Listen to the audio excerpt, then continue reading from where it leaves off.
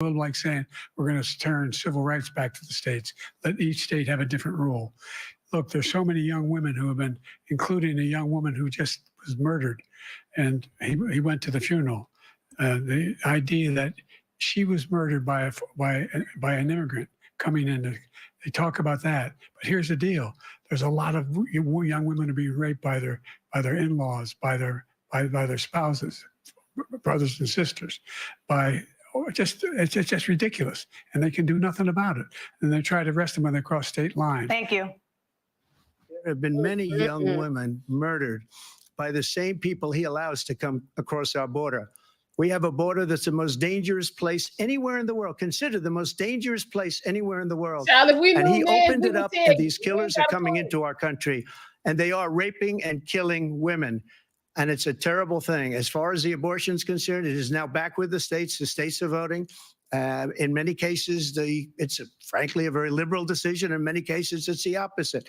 But they're voting, and it's bringing it back to the vote of the people, which is what everybody wanted, including the founders, if they knew about this issue, which frankly they didn't. But they would have, everybody wanted brought back. Ronald Reagan wanted it brought back. He wasn't able to get it. Everybody wanted it brought back, and many presidents had tried to get it back. I was the one to do it. And again, this gives it the vote of the people, and that's where they wanted it. Every legal scholar wanted it that way. Staying on the topic of abortion, President Biden, 7 states, I'll let you do that. This is the same topic. 7 states have no legal restrictions on how far into a pregnancy a woman can obtain an abortion. Do you support any legal limits on how late a woman should be able to terminate a pregnancy? I supported Roe v. Wade, which had 3 trimesters. First time is between the woman and the doctor. Second time is between the doctor and an extreme situation. The third time is between the doctor, between the woman and the state. The idea that the politicians, that the founders wanted the politicians to be the ones making decisions about women's health is ridiculous. That's the last. No politician should be making that decision. A doctor should be making those decisions. That's how it should be run. That's what you're going to do. And if I'm elected, I'm going to restore Roe v. Wade. So he can take the life of the baby in the 9th month and even after birth, because some states, Democrat run, take it after birth. Again, the former governor of Virginia, put the baby down, then we decide what to do with it. So he's willing to, as we say, rip the baby out of the womb in the 9th month and kill the baby. Nobody wants that to happen, Democrat or Republican. Nobody wants it to happen. That is simply not true. Well, if I knew, I'd Roe v. Wade does not provide for that. That's not the circumstance. Only a woman's life is in danger. She's going to die. That's the only circumstance in which that can happen. But we are not for late-term abortion, period, period, period. Under Roe v. Wade, you have late-term abortion. You can do whatever you want, depending on the state. You can do whatever you want. We don't think that's a good thing. We think it's a radical thing. We think the Democrats are the radicals, not the Republicans. For 51 years, that was the law. 51 years, constitutional scholarship said it was the right way to go. 51 years, and it was taken away because this guy put very conservative members on the Supreme Court. He takes credit for taking it away. What's he going to do? What's he going to do, in fact, if the MAGA Republicans, he gets elected, and the MAGA Republicans control the Congress, and they pass a universal ban on abortion, period, across the board at 6 weeks or 7 or 8 or 10 weeks, something very, very, very conservative.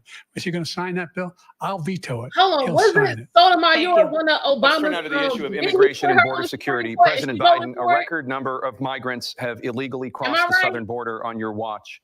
Overwhelming border states and overburdening cities such as New York and Chicago, and in some cases causing real safety and security concerns.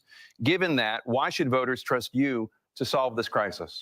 Because we worked very hard to get a bipartisan agreement that not only changed all of that, it made sure that we are in a situation where you had no circumstance where they could come across the border with the number of border police there are now. We significantly increased the number of asylum officers, significantly. By the way, the Border Patrol endorsed my position. In addition to that, we find ourselves in a situation where when he was president, he was separating babies from their mothers, putting them in cages, making sure the families were separated. That's not the right way to go. What I've done since I've changed the law, what's happened? I've changed it in a way that now you're in a Well, they situation both be where lying, but I'm there's just 40% saying. fewer people coming across the border illegally. That's better than when he left office. And I'm going to continue to move until we get the total ban on the total initiative relative to what we can do with more border patrol and more asylum officers. President Trump? I really don't know what he said at the end of that sentence. I don't think he knows what he said either. Look, we had the safest border in the history of our country. The border, all he had to do was leave it. All he had to do was leave it. He decided to open up our border, open up our country to people that are from prisons, people that are from mental institutions, insane asylum, terrorists. We have the largest number of terrorists coming into our country right now, all terrorists all over the world, not just in South America, all over the world. They come from the Middle East, everywhere, all over the world, they're pouring in. And this guy just left it open. And he didn't need legislation because I didn't have legislation. I said, close the border. We had the safest border in history. In that final couple of months of my presidency, we had, according to Border Patrol, who is great, and by the way, who endorsed me for president, but I won't say that, but they endorsed me for president. Brandon, just speak to him. But look, we had the safest border in history. Now we have the worst border in history. There's never been anything like it. And people are dying all over the place, including the people that are coming up in Thank you, caravans. President Trump. President Biden? The only terrorist who's done anything crossing the border is one who came along and killed three, under his administration, killed an al-Qaeda person come in his administration, killed three American soldiers, killed three American soldiers. That's the only terrorist that's there. I'm not saying that no terrorist ever got through, but the idea they're emptying their prisons, we're welcoming these people, that's simply not true. There's no data to support what he said. Once again, he's exaggerating, he's lying. President Trump, staying on the topic of immigration, you've said that you're going to carry out, quote, the largest domestic deportation operation in American history, unquote. Does that mean that you will deport every undocumented immigrant in America, including those who have jobs, including those whose spouses are citizens, and including those who have lived here for decades? And if so, how will you do it? Just 1 second. He said we killed three people. The people we killed are al-Baghdadi and Soleimani, the two greatest terrorists, biggest terrorists anywhere in the world. And it had a huge impact on everything, not just border, on everything. He's the one that killed people with the bad water, including hundreds of thousands of people dying and also killing our citizens when they come in. We are living right now in a rat's nest. They're killing our people in New York, in California, in every state in the union, because we don't have borders anymore. Every state is now a border. And because of his ridiculous, insane, and very stupid policies, people are coming in and they're killing our citizens at a level that we've never seen. We call it migrant crime. I call it Biden migrant crime. They're killing our citizens at a level that we've never seen before. And you're reading it like these three incredible young girls over the last few days. One of them, I just spoke to the mother. They just had the funeral for this girl, 12 years old.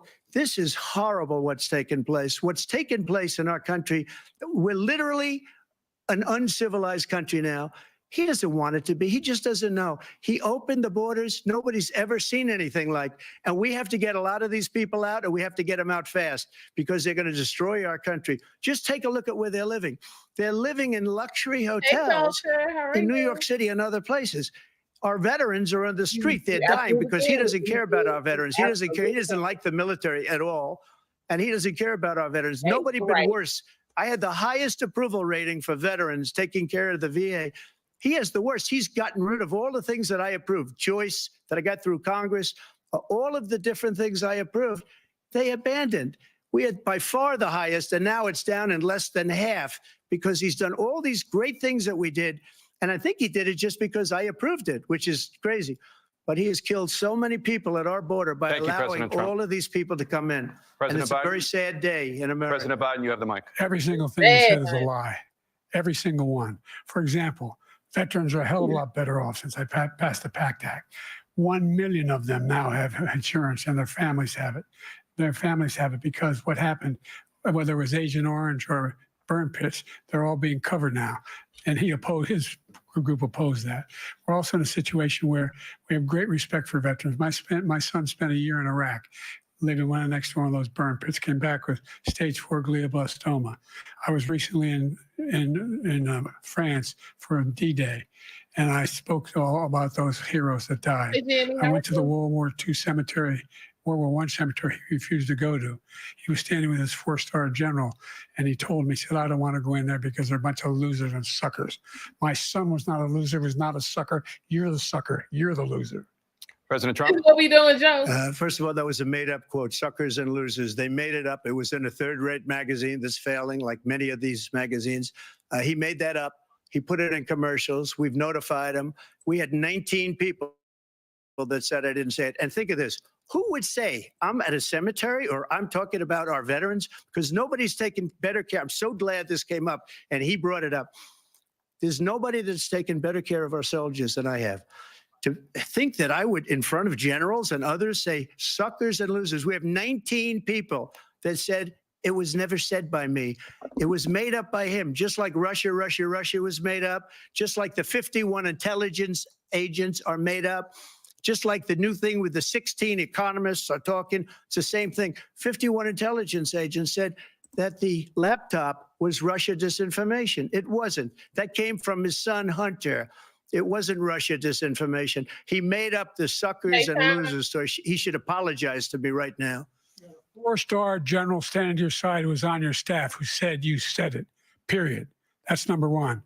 And number two, the idea that I have to apologize to you for anything along the line. We've done more for veterans than any president has in American history.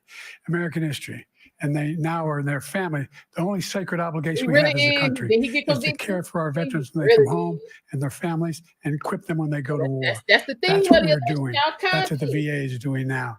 They're doing more for veterans than ever before in our history. All right. Thank you so much. Let's move to the topic of foreign policy. I want to begin with Russia's war against Ukraine, which is now in its third year. Former President Trump, Russian President Vladimir Putin says he'll only end this war if Russia keeps the Ukrainian territory it has already claimed and Ukraine abandons its bid to join NATO. Are Putin's terms acceptable to you? First of all, our veterans and our soldiers can't stand this guy. They can't stand him. They think he's the Absolutely, y'all. worst They should have commander-in-chief, the if that's what you call him, Subscribe, that we've ever share. had. They can't stand him. Appreciate it. So let's get that straight. And they like me more than just about any of them. And Wow. that's based on every single bit of information. As far as Russia and Ukraine, if we had a real president, the president that knew, that was respected by Putin, he would have never invaded Ukraine. A lot of people are dead right now, much more than people know. You know, they talk about numbers. You can double those numbers, maybe triple those numbers. Exactly.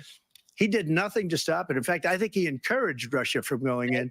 I'll tell you what happened. He was so bad with Afghanistan. It was such a horrible embarrassment, most embarrassing moment in the history of our country, that when Putin watched that and he saw the incompetence, that he should have fired those generals, like I fired the one that you mentioned. And so he's got no love lost, but he should have fired those generals. No general got fired for the most embarrassing moment in the history of our country, Afghanistan, where we left billions of dollars of equipment behind. We lost 13 beautiful soldiers and 38 soldiers were obliterated. Exactly. And by the way, we left people behind too. We left American citizens behind. When Putin saw that, he said, you know what? I think we're going to go in and maybe take this was his dream. I talked to him about it, his dream. The difference is he never would have invaded Ukraine, never. Just like Israel would have never been invaded in a million years by Hamas. You know why? Because Iran was broke with me. I wouldn't let anybody do business with them. They ran out of money. They were broke. They had no money for Hamas. They had no money for anything, no money for terror. That's why you had no terror at all during my administration. This place, the whole world is blowing up under him. President Biden? Never heard so much malarkey in my whole life. Look, the fact of the matter is that we're in a situation where, let's take the last point first. Iran attacked American troops, caused brain damage for a number of these troops, and he did nothing about it. Recently, not when he was president, they attacked. He said they're just having headaches. That's all it is. He didn't do a thing when the attack took place, number one. Number two, we got over 100,000 Americans and others out of Afghanistan during that airlift. Number three, we found ourselves in a situation where, if you take a look at what Trump did in Ukraine, This guy told Ukraine, told Trump, do whatever you want and do whatever you want. And that's exactly what Trump did to Putin, encourage him, do whatever you want. And he went in. And listen to what he said when he went in. He was going to take Kyiv in 5 days, remember? Because it's part of the old Soviet Union. That's what he wanted to reestablish, Kyiv. And he, in fact, didn't do it at all. He wasn't able to get it done. And they've lost thousands and thousands of troops, 500,000 troops. President Trump, I if I never come back said to you that. for 1 minute, I just want to go back to my original question, which is, are Putin's terms acceptable to you? Keeping the territory in Ukraine. Acceptable. No, they're not acceptable. But look, this is a war that never should have started. If we had a leader in this war, he led everybody along. He's given $200 billion now or more to Ukraine. He's given $200 billion. That's a lot of money. I don't think there's ever been anything like it. Every time that Zelensky comes to this country, he walks away with $60 billion. He's the greatest salesman ever. And I'm not knocking him. I'm not knocking anything. I'm only saying the money that we're spending on this war, and we shouldn't be spending, it should have never happened. I will have that war settled between Putin and Zelensky as president-elect before I take office on January 20th. I'll have that war settled. People being killed so needlessly, so stupidly, and I will get it settled, and I'll get it settled fast before I take office. President Biden, you have a minute. The fact is that Putin is a war criminal. He's killed thousands and thousands of people. And he has made one thing clear. He wants to reestablish what was part of the Soviet Empire, not just a piece. He wants all of Ukraine. That's what he wants. And then you think he'll stop there? Do you think he'll stop when if he takes Ukraine? What do you think happens to Poland? What do you think of Belarus? What do you think happens to those NATO countries? And so if you want a war, you ought to find out what he's going to do, because if in fact he does what he says and walks away, by the way, all that money we give Ukraine are from weapons we make here in the United States. We give them the weapons, not the money at this point. And our NATO allies have produced as much funding for Ukraine as we have. That's why we're strong. Thank you. Moving on to the Middle East. In October, Hamas attacked Israel, killing more than 1,000 people and taking hundreds of hostages. Among those held and thought to still be alive are 5 Americans. Israel's response has killed thousands of Palestinians and created a humanitarian crisis in Gaza. President Biden, you've put forward a proposal to resolve this conflict, but so far Hamas has not released the remaining hostages, and Israel is continuing its military offensive in Gaza. So what additional leverage will you use to get Hamas and Israel to end the war? You have 2 minutes. Number one, everyone from the United Nations Security Council straight through to the G7 to the Israelis and Netanyahu himself have endorsed the plan they put forward. Endorsed the plan they put forward, which has 3 stages to it. The first stage is trade the hostages for a ceasefire. Second phase is a ceasefire with additional conditions. The third phase is the end of the war. The only one who wants the war to continue is Hamas. Number one, they're the only ones standing out. We're still pushing hard to get them to accept. In the meantime, what's happened? In Israel, we're finding that the only thing I've denied Israel was 2,000-pound bombs. They don't work very well in populated areas. They kill a lot of innocent people. We're providing Israel all the weapons they need and when they need them. And by the way, I'm the guy that organized the world against Iran when they had a full-blown intercontinental ballistic missile attack on Israel. No one was hurt. No one Israeli was accidentally killed, and it just stopped. We saved Israel. We are the biggest producer of support for Israel of anyone in the world. And so there are 2 different things. Hamas cannot be allowed to be continued. We continue to send our experts and our intelligence people as to how they can get Hamas like we did bin Laden. You don't have to do it. And by the way, they've been greatly weakened, Hamas, greatly weakened. And they should be eliminated. But you've got to be careful for using certain weapons among population centers. Just going back to Ukraine for 1 second. We have an ocean separating us. The European nations together have spent $100 billion, or maybe more than that, less than us, Why doesn't he call them? So you got to put up your money like I did with NATO. I got them to put up hundreds of billions of dollars. The Secretary General of NATO said Trump did the most incredible job I've ever seen. They wouldn't have any. They were going out of business. We were spending almost 100% of the money was paid by us. He didn't do that. He's getting all. You got to ask these people to put up the money. We're over $100 billion more spent, and it has a bigger impact on them because of location, because we have an ocean in between. You got to ask them. As far as Israel and Hamas, Israel's the one that wants to go. He said the only one who wants to keep going is Hamas. Actually, Israel is the one, and you should let him go and let him finish the job. He doesn't want to do it. He's become like a Palestinian, but they don't like him because he's a very bad Palestinian. He's a weak one. President Biden, you have a minute. I've never heard so much foolishness. This is a guy who wants to get out of NATO. Are you going to stay in NATO? He's going to pull out of NATO. The idea that we have our strength lies in our alliances as well. It may be a big ocean, but we're ever able to avoid a war in Europe, a major war in Europe? What happens if, in fact, you have Putin continue to go into NATO? We have an Article 5 agreement. Attack on one is attack on all. You want to start the nuclear war he keeps talking about, go ahead. Let Putin go in and control Ukraine and then move on to Poland and other places. You see what happens then. He has no idea what the hell he's talking about. And by the way, I got 50 other nations around the world to support Ukraine, including Japan and South Korea, because they understand that this kind of dislocation has a serious threat to the whole world peace. All of the business with no major war in Europe has ever been able to be contained just to Europe. President Trump, just to follow up, would you support the creation of an independent Palestinian state in order to achieve peace in the region? I'd have to see. But before we do that, the problem we have is that we spend all the money. So they kill us on trade. I made great trade deals with the European nations because if you add them up, they're about the same size economically. Their economy is about the same size as the United States. And they were no cars, they don't want anything that we have, but we're supposed to take their cars, their food, their everything, their agriculture. I changed that. But the big thing I changed is they don't want to pay. And the only reason that he can play games with NATO is because I got them to put up hundreds of billions of dollars. I said, and he's right about this. I said, no, I'm not going to support NATO if you don't pay. They asked me that question. Would you guard us against Russia at a very secret meeting of the 28 states at that time, nations at that time? And I said, no, if you don't pay, I won't do that. And you know what happened? Billions and billions of dollars came flowing in the next day and the next months. But now we're in the same position. We're paying everybody's bills.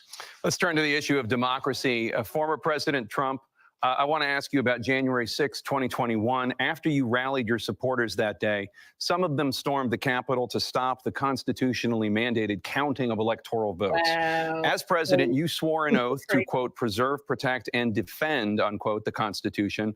What do you say to voters who believe that you violated that oath through your actions and inaction on January 6th and worry that you'll do it again? Well, I don't think too many believe that. And let me tell you about January 6th. On January 6th, we had a great border. Nobody coming through, very few. On January 6th, we were energy independent. On January 6th, we had the lowest taxes ever.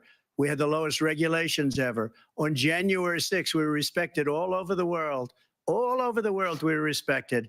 And then he comes in, and we're now laughed at. We're like a bunch of stupid people. What happened to the United States' reputation under this man's leadership is horrible, including weaponization, which I'm sure at some point you'll be talking about, where he goes after his political opponent because he can't beat him fair and square. You have 80 seconds left. My question was, what do you say to those voters who believe that you violated your constitutional oath through your actions and inaction on January 6, 2021, and worry that you'll do it again? Well, I didn't say that to anybody. I said peacefully and patriotically.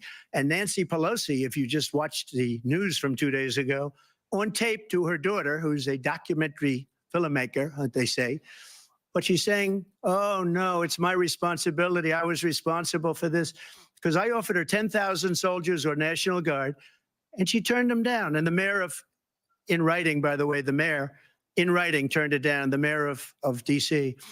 They turned it down. I offered 10,000 because I could see I had virtually nothing to do. They asked me to go make a speech. I could see what was happening. Everybody was saying they're going to be there on January 6th. They're going to be there. And I said, you know what? There's a lot of people coming. You could feel it. You could feel it too, and you could feel it. And I said, they ought to have some National Guard or whatever. And I offered it to her, and she now admits that she turned it down. And it was the same day she was, I don't know, she can't be very happy with her daughter because it made her into a liar. She said, I take full responsibility for January 6th. President Biden? Look, he encouraged those folks to go up on Capitol Hill, number one. I sat in the dining room off the Oval Office. He sat there for 3 hours watching, begging, being begged by his vice president and a number of his colleagues on the Republican side as well to do something, to call for a stop, to end it. Instead, they talked about these people being patriots and great patrons of America. In fact, he says he'll not forgive them for what they've done. They've been convicted. He says he wants to commute their sentences They don't vote. and say that no. But he went to every single court in the nation. I don't know how many cases, scores of cases, including the Supreme Court, and they said no, this guy is responsible for doing what was done. He did do a damn thing, and these people should be in jail, and they should be the ones who are being held accountable. And he wants to let them all out. And now he says if he loses again, such a whiner that he is, that it could be a bloodbath. Thank you, President Biden. President Trump? What they've done to some people that are so innocent, you ought to be ashamed of yourself. What you have done, how you've destroyed the lives of so many people. When they ripped down Portland, when they ripped down many other cities, you go to Minnesota, Minneapolis, what they've done there That's crazy. with the fires all over the city. If I didn't bring in the National Guard, that city would have been destroyed. When you look at all of they took over big chunks of Seattle. I was all set to bring in the National Guard. They heard that, they saw them coming, and they left immediately. What he said about this whole subject is so off. Peacefully patriotic. One other thing, the Unselect Committee, which is basically two horrible Republicans that are all gone now out of office, For real, Prime. and Democrats, all Democrats, they destroyed and deleted all of the information they found because they found out we were right. We were right. And they deleted and destroyed all of the information. They should go to jail for that. If a Republican did that, they'd go to jail. Thank you, President Trump. President Biden, I want to give you a minute. The only person on this stage is a convicted felon is the man I'm looking at right now. We knew And that the fact was of the coming. matter is, what he's telling you is simply not true. The fact is that there was no effort on his part to stop what was going on up in Capitol Hill. And all those people, every one of those who were convicted, deserves to be convicted. The idea that they didn't kill somebody, just went in and broke down doors, broke seriously. the windows, Yep. Right now. occupied offices, turned over desks, turned them over statues. The idea that those people are patriots, come on. When I asked him the first two debates we had, first time around, I said, will you denounce the Proud Boys? He said, no, I'll tell them to stand by. The idea he's refusing, will you denounce these guys? Will you denounce the people we're talking about now? Will you denounce the people who attacked that Capitol? What are you going to do? I'm going to give Okay, you I got minute, the President electoral Trump, for a capital follow-up situation. question I have. After a jury convicted you of 34 felonies last month, you said if reelected, you would, quote, have every right to go after, unquote, your political opponents. You just talked about members of the Select Committee on January 6th going to jail. Your main political opponent is standing on stage with you tonight. Can you clarify exactly what it means about you feeling you have every right to go after your political opponents? Well, I said my retribution is going to be success. We're going to make this country successful again, because right now it's a failing nation. My retribution is going to be success. But when he talks about a convicted felon, his son is a convicted felon at a very high level. His son is convicted, going to be convicted probably numerous other times. He should have been convicted before, but his Justice Department let the statute of limitations lapse on the most important things. But he could be a convicted felon as soon as he gets out of office. Joe could be a convicted felon with all of the things that he's done. He's done horrible things. All of the death caused at the border, telling the Ukrainian people that we're going to want $1 billion or you change the prosecutor. Otherwise, you're not getting $1 billion. If I ever said that, that's quid pro quo. That we're not going to do anything. We're not going to give you $1 billion unless you change your prosecutor, having to do with the son. This man is a criminal. This man, you're lucky. You're lucky. I did nothing wrong. We'd have a system that was I'm just rigged trying and to figure out disgusting. when- I did when nothing things wrong. became Thank you, wrong. President Trump. President Biden, you have said, I'm coming right to you, sir. You want to respond? Go ahead. I'll give you a minute to respond. The idea that I did You know, anything somebody wrong else relative paid to what to you're go talking for about this is very outrageous. Seriously. It's simply a lie, number one.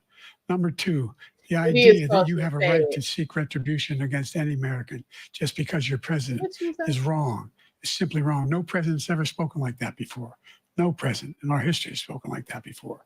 Number three, the crimes that you are still charged with, and think of all the civil penalties you I have. mean, How he many billions of dollars do you owe in I civil threw penalties? the convict card For out first. molesting a woman in public, for doing a whole range of things, of having sex with a porn star on the night while your wife was pregnant. Yeah, I told you that's the thing. What are you with, talking about? election season time. You have the morals of an alley cat.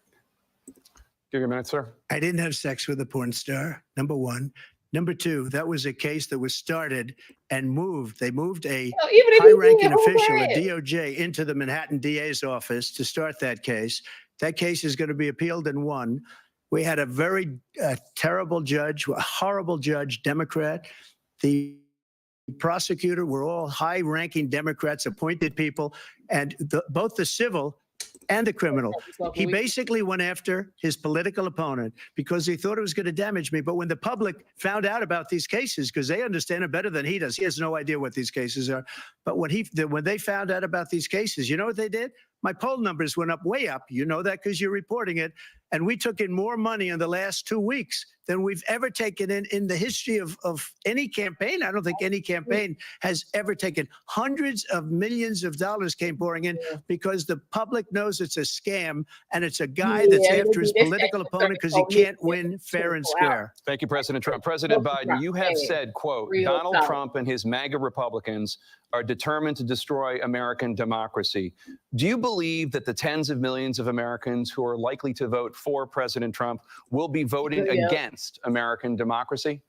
The more they know about what he's done, yes, the more they know about what he's done.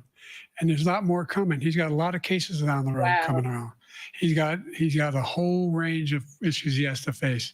I don't know what the juries will do, but I do know he has a real problem. And so the fact that, could you ever think you hear any president say that I'm going to seek retribution? Do you ever hear any presidents say that? Yeah, thought y'all are Hitler doing had so. some Why good y'all ideas. mad because he's What got saying me involved to run the first place Yeah, after my any son fool, had died, I any decided work in your Iraq brain because of cells Iraq. to figure I said out I if wasn't it's gonna gonna run be some again. hitback. Until I saw what happened in Charlottesville, Virginia. People coming out of the woods carrying swastikas on torches, and singing the same anti-Semitic bile they sang when back in Germany. And the young woman got killed. I spoke to the mother, and they asked him. They said, "What do you think of those people? The ones who got killed, the one who tried to stop it, and the ones," he said, "I think they're fine people on both sides." What American president would ever say Nazis coming out of fields carrying torches, singing the same anti-Semitic bile, carrying swastikas were fine people? And this is the guy who says Hitler's done some good things. I'd like to know what they are. The good things Hitler's done, that's what he said. This guy has no sense of American Yeah, we democracy. went way back, Joe. President Way Trump. back. Jake, both of you know that story has been totally wiped out because when you see the sentence, it said 100% exoneration on this. So he just keeps it going. He says he ran because of Charlottesville. He didn't run because of Charlottesville. He ran because it was his last chance. He's not equipped to be president. You know it, and I know it. It's ridiculous. We have a debate. We're trying to justify his presidency. His presidency, he's without question the worst president, the worst presidency in the history of our country. We shouldn't be having a debate about it. There's nothing to debate. He made up the Charlottesville story, and you'll see it's debunked all over the place. Every reasonable anchor has debunked it. And just the other day, it came out where it was fully debunked. It's a nonsense story. He knows that, and he didn't run because of Charlottesville. He used that as an excuse to run. President Biden? And debunked. It happened. All you have to do is listen to what was said at the time. And the idea that somehow that's the only reason I ran because I was worried a guy like this guy could get elected. If he thought they were good people coming out of that forest, carrying those woods, carrying those torches, then he didn't deserve to be president. Didn't deserve to be president at all. And the idea that he's talking about all this being fabricated, we saw with our own eyes. We saw what happened on January 6th. We saw the people breaking through the windows. We saw people occupying his own vice president. Look, there's a reason why 40 of his 44 top cabinet officers refused to endorse him this time. His vice president hasn't endorsed him this time. So why? Why? They know him well. They serve with him. Why are they not endorsing him? No, Thank you, President Biden. We're going to be right back with more from the CNN presidential debate.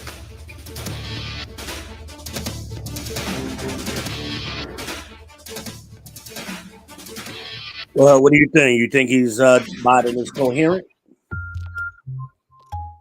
Listen, hold on. I'm gonna put this on mute until they come back. The whole music was aggravating as hell to me. Listen. You talking about pencil trader. This what I'm gonna say right here. Yeah, come on, Cloud Watchers. Y'all go ahead and hit the like button. We appreciate you.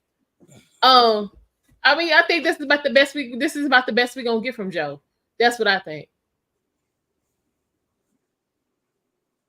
I think this is the best we're gonna get. So this what y'all got to work with. I think he's slurring his words and he's having difficulties finishing sentences. Yeah, I would agree with that. I'm seeing What a is it lot. but they need to box it out, child. That was not gonna be a fair fight. Box it out. Mm-hmm.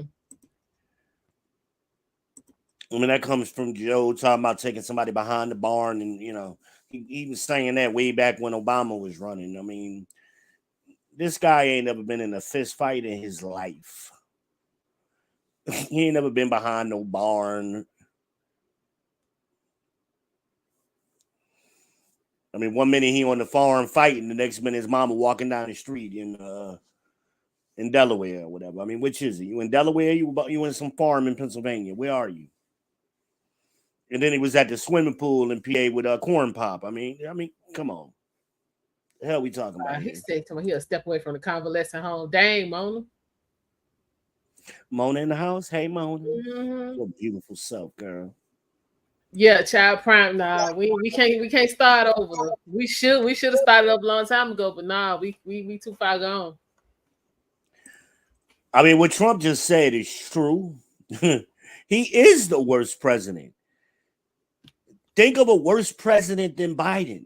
Who was worse? Bush wasn't even this bad. Bush was just crazy as shit. Yo, Bush was entertaining. I'm sorry. He was entertaining as fuck. I was entertaining. Shit. But who was worse? I was entertained. I was living good with Clinton, real good. We always good under Clinton now. Bush, we was kind of back and forth, but we stabled out. But he was hella entertaining. Oh no, we can't say we was good under Clinton. Remember, because they don't call that back in the day, so that didn't exist. You know, the world. Whatever shit. I was all the way straight. Obama was hell from beginning to damn end. That was low wages, temp work for like 5 years. Yeah. Trump. And the temp work wasn't paying shit. This is what I'm talking about. So yeah, Trump showed up, you know what I'm saying, within 6 months of him showing up, you know what I'm saying, I was able to get a full-time position with some benefits. And then, you know what I'm saying, at that point, you know what I'm saying, as far as my family go, that's when the wheels started falling off, but I was able to work miracles on that money. And now we sit over here with Joe making more money and worse off. Bitcoin was looking real good under Trump. I made some money under Trump, boy. Mona said, hey. Hey, baby. I know I love me some Mona. Said Woodrow Wilson was bad. I got to stop. Mona. Okay, so what happened to you, Lady Navour, that make you say Trump was bad? Like what to you? Not what he said about other people. What specifically, anecdotally to you happened under Trump for you to say he was bad? Who are we talking to right now? Lady Navour. Oh, okay. Clinton was my dude. I had money. If I had money, Yeah, I man, had I couldn't- out messing with Clinton. I was turning down jobs. I mean, golly, boy. Shit. Okay, wait a minute. We back. Hold on. More small black businesses that have been started than any time in history. Number two, the wages of black unemployment is the lowest level it's been in a long, long time. Number three, we find You didn't ride no mess for 8 finding years. housing for It black wasn't that bad. Americans and dealing with the segregation that exists among these corporations that collude to keep people out of their houses. And in addition to that, we find that the impact on the Impact of what, sir? choice that black families have to make relative to childcare How are you? is incredibly difficult. When we did the first major piece of legislation in the past, I was able to reduce black childcare costs. I cut them in half. We got to make sure we provide for childcare costs. We got to make sure, because when you provide those childcare protections, you increase economic growth because more people can be in the Prejudice job and market. racism ain't the same So thing. there's more to be done, We need to do considerably nothing to more to hurt be black done. people. But we've done a great deal so far, and I'm not letting up, and they know it. Lady, no You matter. have 49 seconds left. I can hear you. What do you say to Black voters who are disappointed with the progress so far? I say I don't blame them for being disappointed. Inflation is still hurting them badly. For example, I provided for the idea that any black family first-time home buyer should get a $10,000 tax credit to be able to buy their first home so they can get started. I made sure that we're in a situation where all those black families and the black individuals who provided had to take out student loans that were ballooning, that if they were engaged in nursing, doctor, and anything having to do with volunteerism, Right now, if they he's paid their using bills that for black 10 stat years, shit. and their The student Dr. debt, Hassan all the talks rest is about. forgiven after 10 years. He's not talking Millions about have black benefited from families. that. He's talking And we're about going to do a black whole lot women. more for black families. Thank you, President Trump. And he caused the inflation. He's blaming inflation. And he's right, it's been very bad. He caused the inflation, and it's killing black families and Hispanic families and just about everybody. It's killing people. They can't buy groceries anymore. They can't. You look at the cost of food where it's doubled and tripled and quadrupled. They can't live. They're not living anymore. He caused this inflation. I gave him a country with essentially no inflation. It was perfect. It was so good. All he had to do is leave it alone. He destroyed it with his Green New Scam and all this money that's being thrown out the window. He caused inflation. As sure as you're sitting there, the fact is that his big kill on the black people is the millions of people that he's allowed to come in through the border. They're taking black jobs now, and it could be 18, it could be 19, and even 20 million people. They're taking black jobs, and they're taking Hispanic jobs, and you haven't seen it yet, but you're going to see something that's going to be the worst in our history. Thank you. President Biden? There was no inflation when I became president. You know why? The economy was flat on its back. 50% unemployment. He decimated the economy, absolutely decimated the economy. That's why there was no inflation at the time. There were no jobs. There's still no inflation, sir. Provided thousands of millions of jobs for individuals who are in all communities, including minority communities. We made sure that they have health insurance. We have covered, the ACA has increased. I made sure that they're $8,000 per person in a family to get written off for health care. This guy wants to eliminate that. They've tried 50 times. He wants to get rid of the ACA again, and they're going to try again if they win. You find ourselves in a position where the idea that we're not doing any, we put more police on the street than any administration has. He wants to cut the cops. We're providing for equity and making sure people have a shot to make it. There's a lot going on, but in inflation, he caused it by his tremendous malfeasance in the way he handled the pandemic. Thank you. Another persistent challenge is the climate crisis. 2023 was the hottest year in recorded history, and communities across the country are confronting the devastating effects of extreme heat, intensifying wildfires, stronger hurricanes, and rising sea levels.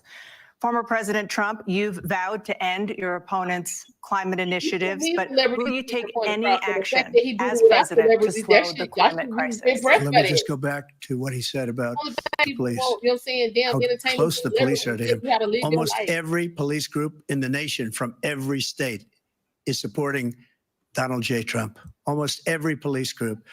And what he's done to the black population is horrible, including the fact that for 10 years he called them super predators. We can't, in the 1990s, we can't forget that. Wow. Super predators was his name. Don't do that. And he called it You to them said- for 10, and they've taken great offense at it. And now they see it happening.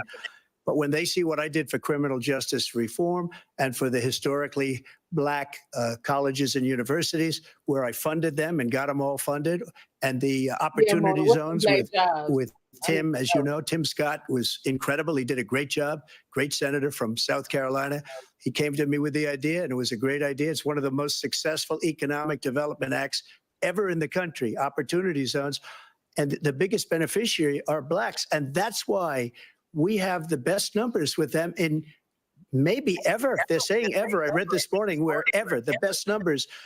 He's lost much of the black population because he's done a horrible job for black people. He's also done a horrible job for Hispanics. But wait till you see these millions of people pouring into our country, and they're going to take the jobs, and it's already started, and you haven't seen anything yet. It's a disaster. You've 38 seconds left. President Trump, will you take any action as president to slow the climate crisis? So I want absolutely immaculate clean water, and I want absolutely clean air, and we had it. We had H2O. We had the best numbers ever, and we were using all forms of energy, all forms, everything. And yet, during my 4 years, I had the best environmental numbers ever. And my top environmental people gave me that statistic just before I walked on the stage, actually. I don't know where the hell he's been. The idea that anything he said is true. I've passed the most extensive climate change legislation in history. We find ourselves, and by the way, black colleges, I came up with $15 billion for HBCUs, historic black universities and colleges, because they don't have the kind of contributors that they have to build these laboratories and the like. Any black student is capable in college of doing any white student can do. He doesn't have the money, but now they'll be able to get those jobs in high tech. We're in a situation where the idea that he is claiming to have done something that had the cleanest water, he hadn't done a damn thing with the environment. He pulled out of the Paris Peace Accord, Climate Accord. I immediately joined it because if we reach 1.5 degrees Celsius at any one point, there's no way back. This part The right existential threat to humanity is climate change, and he didn't do a damn thing about it. He wants to undo all that I've done. The Paris That might Accord be the was going to move, cost Brian. us That $1 might be trillion, the move. and China nothing, and Russia nothing, and India nothing. It was a ripoff of the United States. And I ended it because I didn't want to waste that money because they treat us horribly. We were the only ones who was costing us money. Nobody else was paying into it. And it was a disaster. Everything that he said just now, I'll give you an example. I heard him say before insulin. I'm the one that got the insulin down for the seniors. I took care of the seniors. What he's doing is destroying all of our medical programs because the migrants coming in, they want everybody. And look, I have the biggest heart on the stage. I guarantee you that. And I want to take care of people, but we're destroying our country. They're taking over our schools, our hospitals, and they're going to be taking over Social Security. He is destroying Social Security, Medicare, and Medicaid. Nah, that was in bad shape. The idea is that Let's be honest. we, in That was fact, bad shape. we were the only ones of consequence who were not members of the Paris Accord. How can we do anything? We're not able to, the United States can't get its under control. One of the largest polluters in the world, number one. We're making significant progress. By 2035, we will have cut pollution in half. We have made significant progress, and we're continuing to make progress. We set up a climate corps where thousands of young people will learn how to deal with climate, just like the Peace Corps. And we're moving in directions that are going to significantly change the elements of cause of pollution. But the idea that he claims that he has the biggest heart up here and he's really concerned about pollution and about climate, I've not seen any indication of that. And by the way, with regard to prescription drugs, one company agreed that they would reduce the price to $35, which I was calling for, one voluntarily. I made sure every company in the world, every pharmaceutical company cannot have to pay. Thank you. And by the way, So every day, millions of Americans struggle just to make ends meet. For many older Americans, Social Security provides Yeah, a she critical said she's in a lifeline. vampire President chamber Biden, if for nothing recharge is or done to recreation. Social Security, Yeah. seniors will see their benefits cut in just over 10 years. Will you name tonight one specific step that you're willing to take to keep Social Security solvent? yes, make the very wealthy begin to pay their fair share. Right now, everybody making under $170,000 pays 6% of their income, of their paycheck, every single time they get a paycheck from the time of the first one they get when they're 18 years old. The idea that they're going to, I've been proposing that everybody, they pay, the millionaires pay 1%. 1%. So no one after, I would not raise the That works cost for of me. Social Security for anybody under $400,000. After that, I began to make the wealthy begin to pay their fair share by increasing from 1% beyond to be able to guarantee the program for life. So you still have 82 seconds left. Are there any other measures that you think that would be able to help keep Social Security solvent, or is that one enough? Well, no, that one enough will keep it solvent. But the biggest thing I'll do if we defeat this man, because he wants to get rid of Social Security. He thinks there's plenty to cut in Social Security. He's wanting to cut Social Security and Medicare When you say that, both times. And that's what, and if I mean, you look at I mean, the program put forward by the House Republican caucus that he, I believe, supports, is in fact want to cut it as well. The idea that we don't need to protect our seniors is ridiculous. And by the way, the American public has greater health care coverage today than ever before. And on the ACA, as I said, you're in a circumstance where 400,000 people, 40 million people would not have insurance because they have a pre-existing condition. Only thing that allows them to have that insurance is the fact that they, in fact, are part of the you ACA. talking about OF, And hell, I by might the be way, sitting on the there other with some thing big is, chicks that we're in a just finally situation don't where I get right. talk about education for Black communities. I've raised I got big. the amount of money for Pell Grants, another $8,000. So anybody making under $70,000 a year is going to be able to get $15,000 towards the tuition. He just doesn't know what he's talking about. Thank you, President Biden. President Trump. So I've dealt with politicians all my life. I've been on this side of the equation for the last 8 years. I've never seen anybody lie like this guy. He lies. I've never seen it. He can look you in the face. About so many other things too. And we mentioned the laptop. We mentioned Russia, Ukraine. Everything he does is a lie. It's misinformation and disinformation. The losers and suckers story that he made up is a total lie on the military. It's a disgrace. But Social Security, he's destroying it because millions of people are pouring into our country, and they're putting them onto Social Security. They're putting them onto Medicare, Medicaid. They're putting them in hospitals. They're taking the place of our citizens.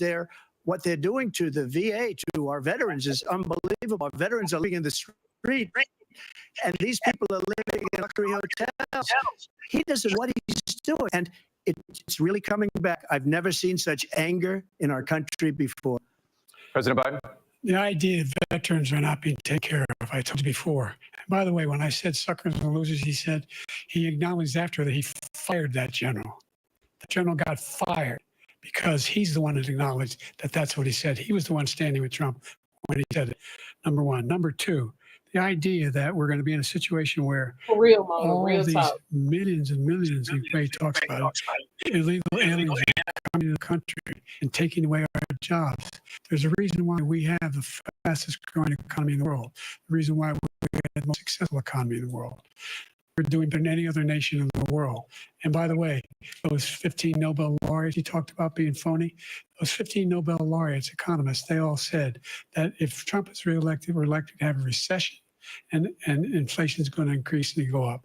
We And by already the way, worst president in history, 159 presidential scholars voted him the worst president in the history of the United States of America. President Biden, thank you so much. Let's turn to the cost of child care, which many American families struggle to afford. President Trump, both you and President Biden have tried to address this issue, but the average cost of child care in this country has risen to more than $11,000 a year per child. For many families, the cost of child care for 2 children is more than their rent. In your second term, what would you do to make child care more affordable? Just to go back, on that. the general got fired because he was no good. And if he said that, that's why he made it up. But we have 19 people that said I didn't say it, and they're very highly respected, much more so than him. The other thing is, he doesn't fire people. He never fired people. I've never seen him fire anybody. I did fire a lot. I fired Comey because he was no good. I fired a lot of the top people at the FBI, drained the swamp. They were no good. Not easy to fire people. You'd pay a price for it, but they were no good. I inherited these people. I didn't put them there. I didn't put Comey there. He was no good. I fired him. This guy hasn't fired anybody. He never fires. He should have fired every military man that was involved with that the Afghanistan horror show, the most embarrassing moment in the history of our country. Wow. He didn't fire. Did you fire anybody? Did you fire anybody that's on the border that's allowed us to have the worst border in the history of the world? Did anybody get fired for allowing 18 million people, many from prisons, many from mental institutions? Did you fire anybody that allowed our country to be destroyed? Joe, our country is being destroyed as you and I sit up here and waste a lot of time on this debate. This shouldn't be a debate. He is the worst president. He just said about me because I said it. But look, he's the worst president in the history of our country. He's destroyed our country. Now, all of a sudden, he's trying to get a little tough on the border. He came out with a nothing deal, and it reduced it a little bit, like this much. It's insignificant. He wants open borders. He wants our country to either be destroyed or he wants to pick up those people as voters. And I don't think we just can't let it happen. If he wins this election, our country doesn't have a chance, not even a chance, of coming out of this rut. We probably won't have a country left anymore. That's how bad it is. He is the worst in history by far. Thank you, President Trump. President Biden? We're the most admired country in the world. We're the United That's States what of I'm doing America. the same moment. There's nothing beyond Like, our you go ahead capacity. and quit. We're the finest military in the history of the world, the finest in the history of the world. No one thinks we're weak. No one wants to screw around with us. Nobody, number one. Number two, the idea that we're talking about worst presidents. I wasn't joking. Look it up or go online. 159 or 58, don't hold me the exact number, presidential historians, they've had meetings and they voted who's the worst president in American history, one through best to worst. They said he was the worst in all of American history. That's a fact. That's not conjecture. He can argue they're wrong, but that's what they voted. The idea that he is doing anything to deal with child care, he did virtually nothing to child care. We should significantly increase the child care tax credit. We should significantly increase the availability of women and men or single parents to be able to go back to work. And we should encourage businesses to have. Thank you, President childcare Biden. facilities. President Trump, the question was about what would you do to make child care more affordable, if you want to take your minute. Just so you understand, we have polling, we have other things that they rate him the worst because what he's done is so bad. And they rate me, I'll show you, I will show you. And they rate me one of the best, okay? And if I'm given another 4 years, I will be the best. I think I'll be the best. Nobody's ever created an economy like us. Nobody ever cut taxes like us. He's the only one I know. He wants to raise your taxes by 4 times. He wants to raise everybody's taxes by 4 times. He wants the Trump tax cuts to expire. So everybody, including the two of you, are going to pay 4 to 5 times. Nobody ever heard of this before. All my life, I'd grow up and I'd see politicians talking about cutting taxes. When we cut taxes, as I said, we did more business. Apple and all these companies, they were bringing money back into our country. The worst president in history by far, and everybody knows it. President Biden? Look, the Ain't fact of the matter is qualified, that he's dead wrong. That's right, you ain't about- qualified. He's increased the tariff. He will increase the taxes on middle-class people. I said I'd never raise a tax on anybody making less than $400,000. I didn't. But this tariff is 10% tariffs. Everything coming into the country, you know what the economists say?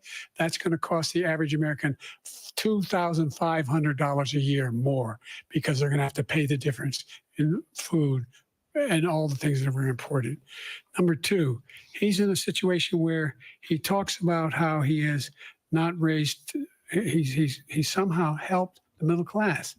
Middle class have been devastated by you. Now you want a new tax cut of $5 trillion over the next 10 years, which is going to fundamentally bankrupt the country. You had the largest deficit of any president in American history, number one. Number two, you They have really not, are, in Brian. fact, They really are. made any contact, any progress with China.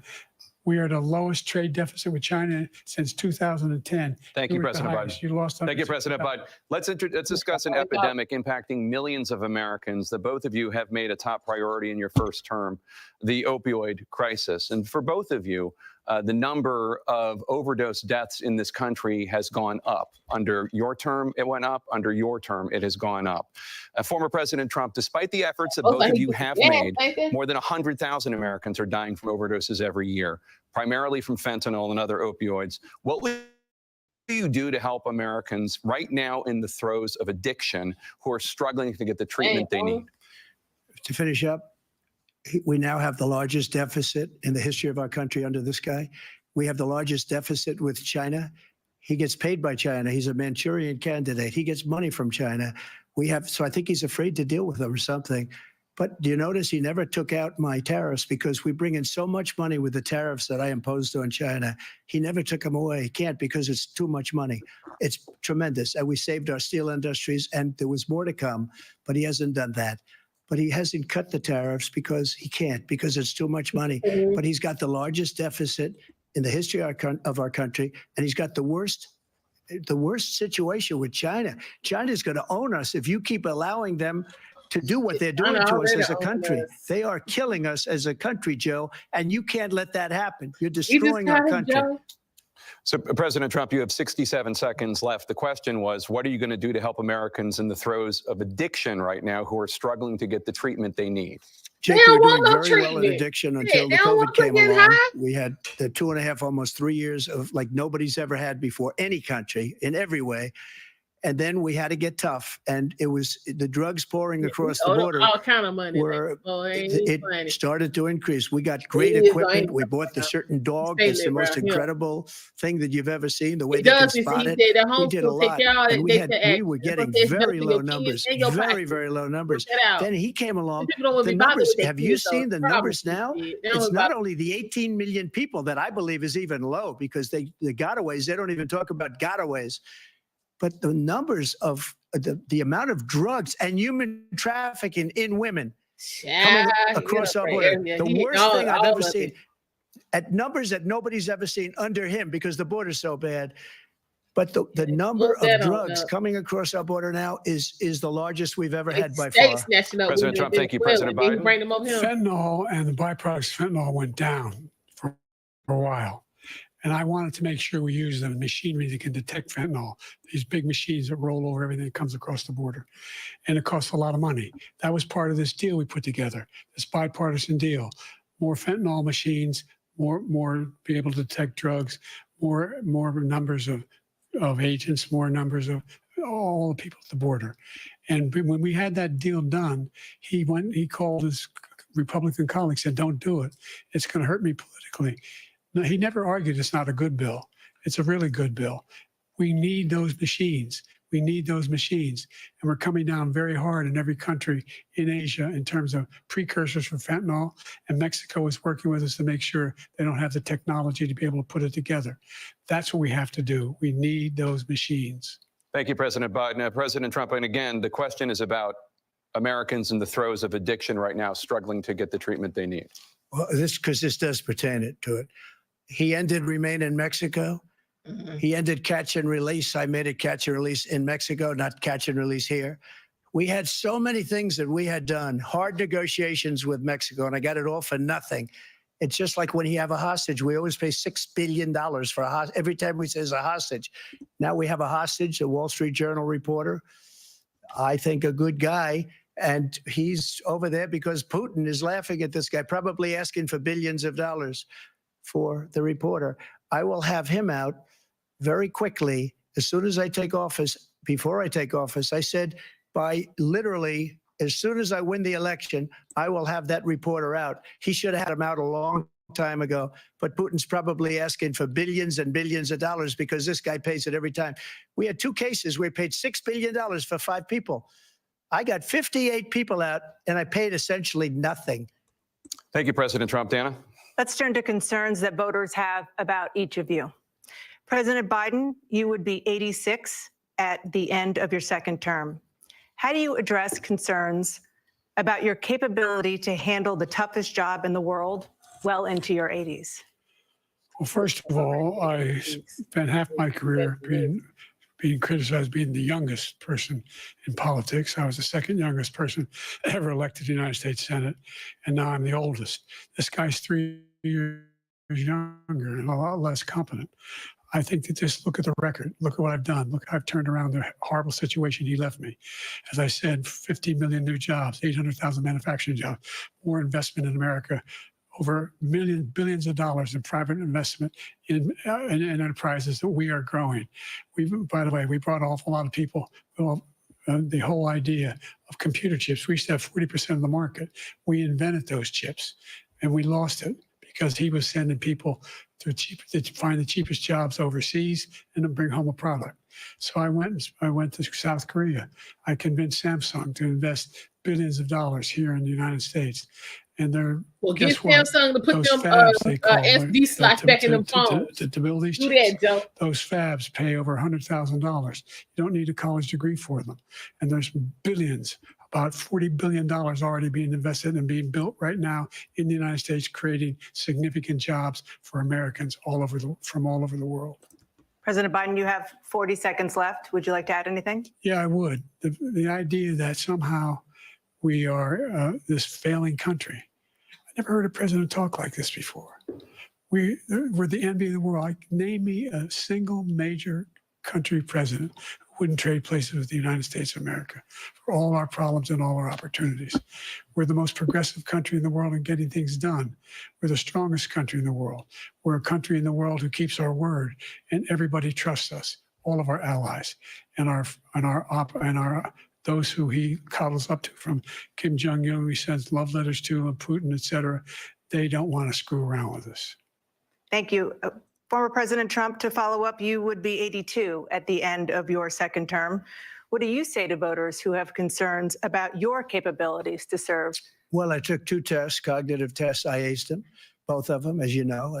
We made it public. He took none. I'd like to see him take one, just one, a real easy one.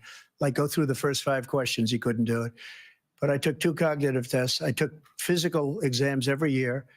And, you know, we knock on wood wherever we may have wood, that I'm in very good health. I just won 2 club championships, not even senior, 2 regular club championships. To do that, you have to be quite smart, and you have to be able to hit the ball a long way.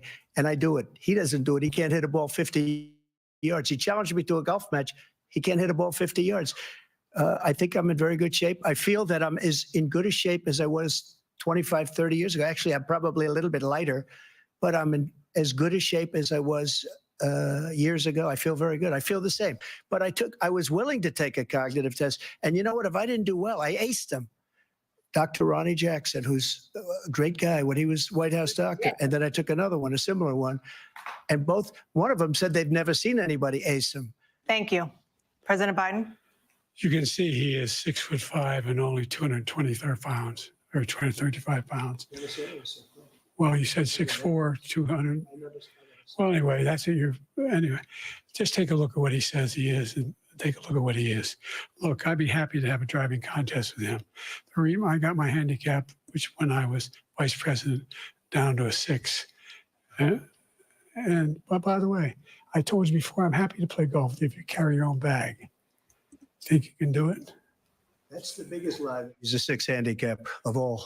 I was at 8 handicap. Yeah. 8. Never. But I have, you know how many? I've seen you swing. I know you swing. Okay, let's not act like children. President Trump, we're going to turn Let's not act like children. You to are a a child. specific concern that voters have about you. Will you pledge tonight that once all legal challenges have been exhausted, that you will accept the results of this election, regardless of who wins, and you will say right now that political violence in any form is unacceptable? Well, I shouldn't have to say that, but of course I believe that. It's totally unacceptable. And if you see my statements that I made on Twitter at the time, and also my statement that I made in the Rose Garden, you would say it's one of the strongest statements you've ever seen. In addition to the speech I made in front of, I believe, the largest crowd I've ever spoken to. And I will tell you, nobody ever talks about that. They talk about a relatively small number of people that went to the Capitol and in many cases were ushered in by the police. And as Nancy Pelosi said, it was her responsibility, not mine. She said that loud and clear. But the answer is, if the election is fair, free, and I want that more than anybody. And I'll tell you something.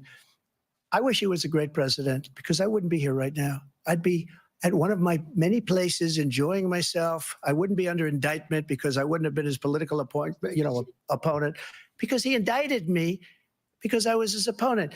I wish he was a great president. I would rather have that. I wouldn't be here. I don't mind being here. But the only reason I'm here is he's so bad as a president that I'm going to make America great again. We're going to make America great again. We're a failing nation right now. We're a seriously failing nation. And we're a failing nation because of him. His policies are so bad. His military policies are insane. They're insane. These are wars that will never end with him. He will drive us into World War III, and we're closer to World War III than anybody can imagine. We are very, very close to World War III, and he's driving us there. And Kim Jong-un and President Xi of China, Kim Jong-un of North Korea, all of these, Putin, they don't respect him. They don't fear him. They have nothing going with this gentleman, and he's going to drive us into World War III. You want a World War III, let him follow and win, and let Putin say, do what you want, NATO. Just do what you want. There's a thing called Article 5. An attack on one is an attack on all, and required response. The idea, I can't think of a single major leader in the world who wouldn't trade places with the job I've done and what they've done. Because we are a powerful nation. We have wonderful peace. Because of the people, not me. It's because of the American people. They're capable of anything, and they step up when they're needed. And right now, we're needed. We're needed to protect the world because our own safety is at stake. And again, you want to have a war, just let Putin go ahead and take Kyiv, make sure they move on, see what happens in Poland, Hungary, and other places along that border. Then you have a war. President Trump, as I come back to you for a follow-up, the question was, will you accept the results of this election, regardless of who wins? Just to finish what he said, if I might, Russia, they took a lot of land from Bush. They took a lot of land from Obama and Biden. They took no land, nothing from Trump, nothing. He knew not to do it. He's not going to play games with me. He knew that. I got along with him very well, but he knew not to play games. He took nothing from me. Trump said, don't play. But now he's going to take the whole thing from this man right here. That's a war that should have never started. It would have never started ever with me. And he's going to take Ukraine. And, you know, you asked me a question before, would you do this? He's got us in such a bad position right now with Ukraine and Russia, because Ukraine's not winning that war. He said, I will never settle until such time. They're running out of people. They're running out of soldiers. They've lost so many people. It's so sad. They've lost so many people, and they've lost those gorgeous cities with the golden domes that are 1,000 years old, all because of him and stupid decisions. Russia would have never attacked if I were President Trump, president. the question was, will you accept the results of the election, regardless of who wins? Yes or no, please. If it's a fair and legal and good election, absolutely. I would have much rather accepted these, but the fraud and everything else was ridiculous. And if you want, we'll have a news conference on it in a week, or we'll have another one of these in a week. But I will absolutely, there's nothing I'd rather do. It would be much easier for me to do that than I'm running again. I wasn't really going to run until I saw the horrible job he did. He's destroying our country. I would be very happy to be someplace else, in a nice location someplace. And again, no indictments, no political opponent stuff, because it's the only way he thinks he can win. But unfortunately, it's driven up my numbers and driven them up to a very high level because the people understand it. Well, let's see what your numbers are when this election is over. Let's see. You're a whiner. When you lost the first time, you continued, you appealed and appealed to courts all across the country. Not one single court in America said any of your claims had any merit. state or local, none. But you continue to provoke this lie about somehow there's all this misrepresentation, all this stealing. There is no evidence of that at all. And I tell you what, I doubt whether you'll accept it because you're such a whiner. The idea, if you lose again, you accepting anything, you can't stand the loss. Something snapped in you when you lost the last time. We'll be right back with more from the CNN presidential debate, live from Georgia. All right, y'all. Here we go with the food. Can y'all hear me? Let me know if y'all can hear me.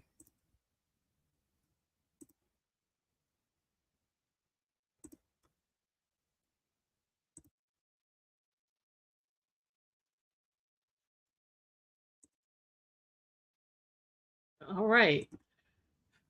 Okay, y'all. So has this been as petty as anybody expected it to be?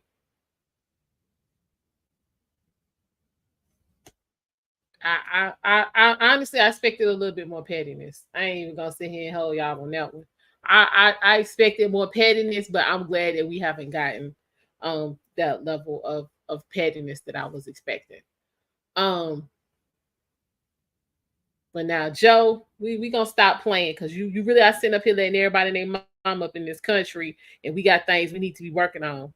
Like, let's be for real, racking up billions of dollars, and we continuously see New York, Chicago, and all these other states where these folks is coming in, tearing up shit, getting all this free money, and then fleeing, and then y'all want to be mad at was it Governor Abbott down there in Texas, but he was like, no, y'all can't stay here. Let me go ahead and put you on the Greyhound and send you on to where, you know what I'm saying, they said they can take care of you. So, no.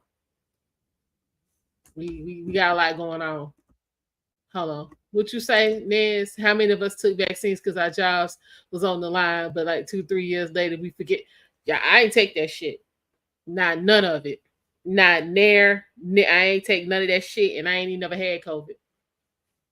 I'm going to let y'all know.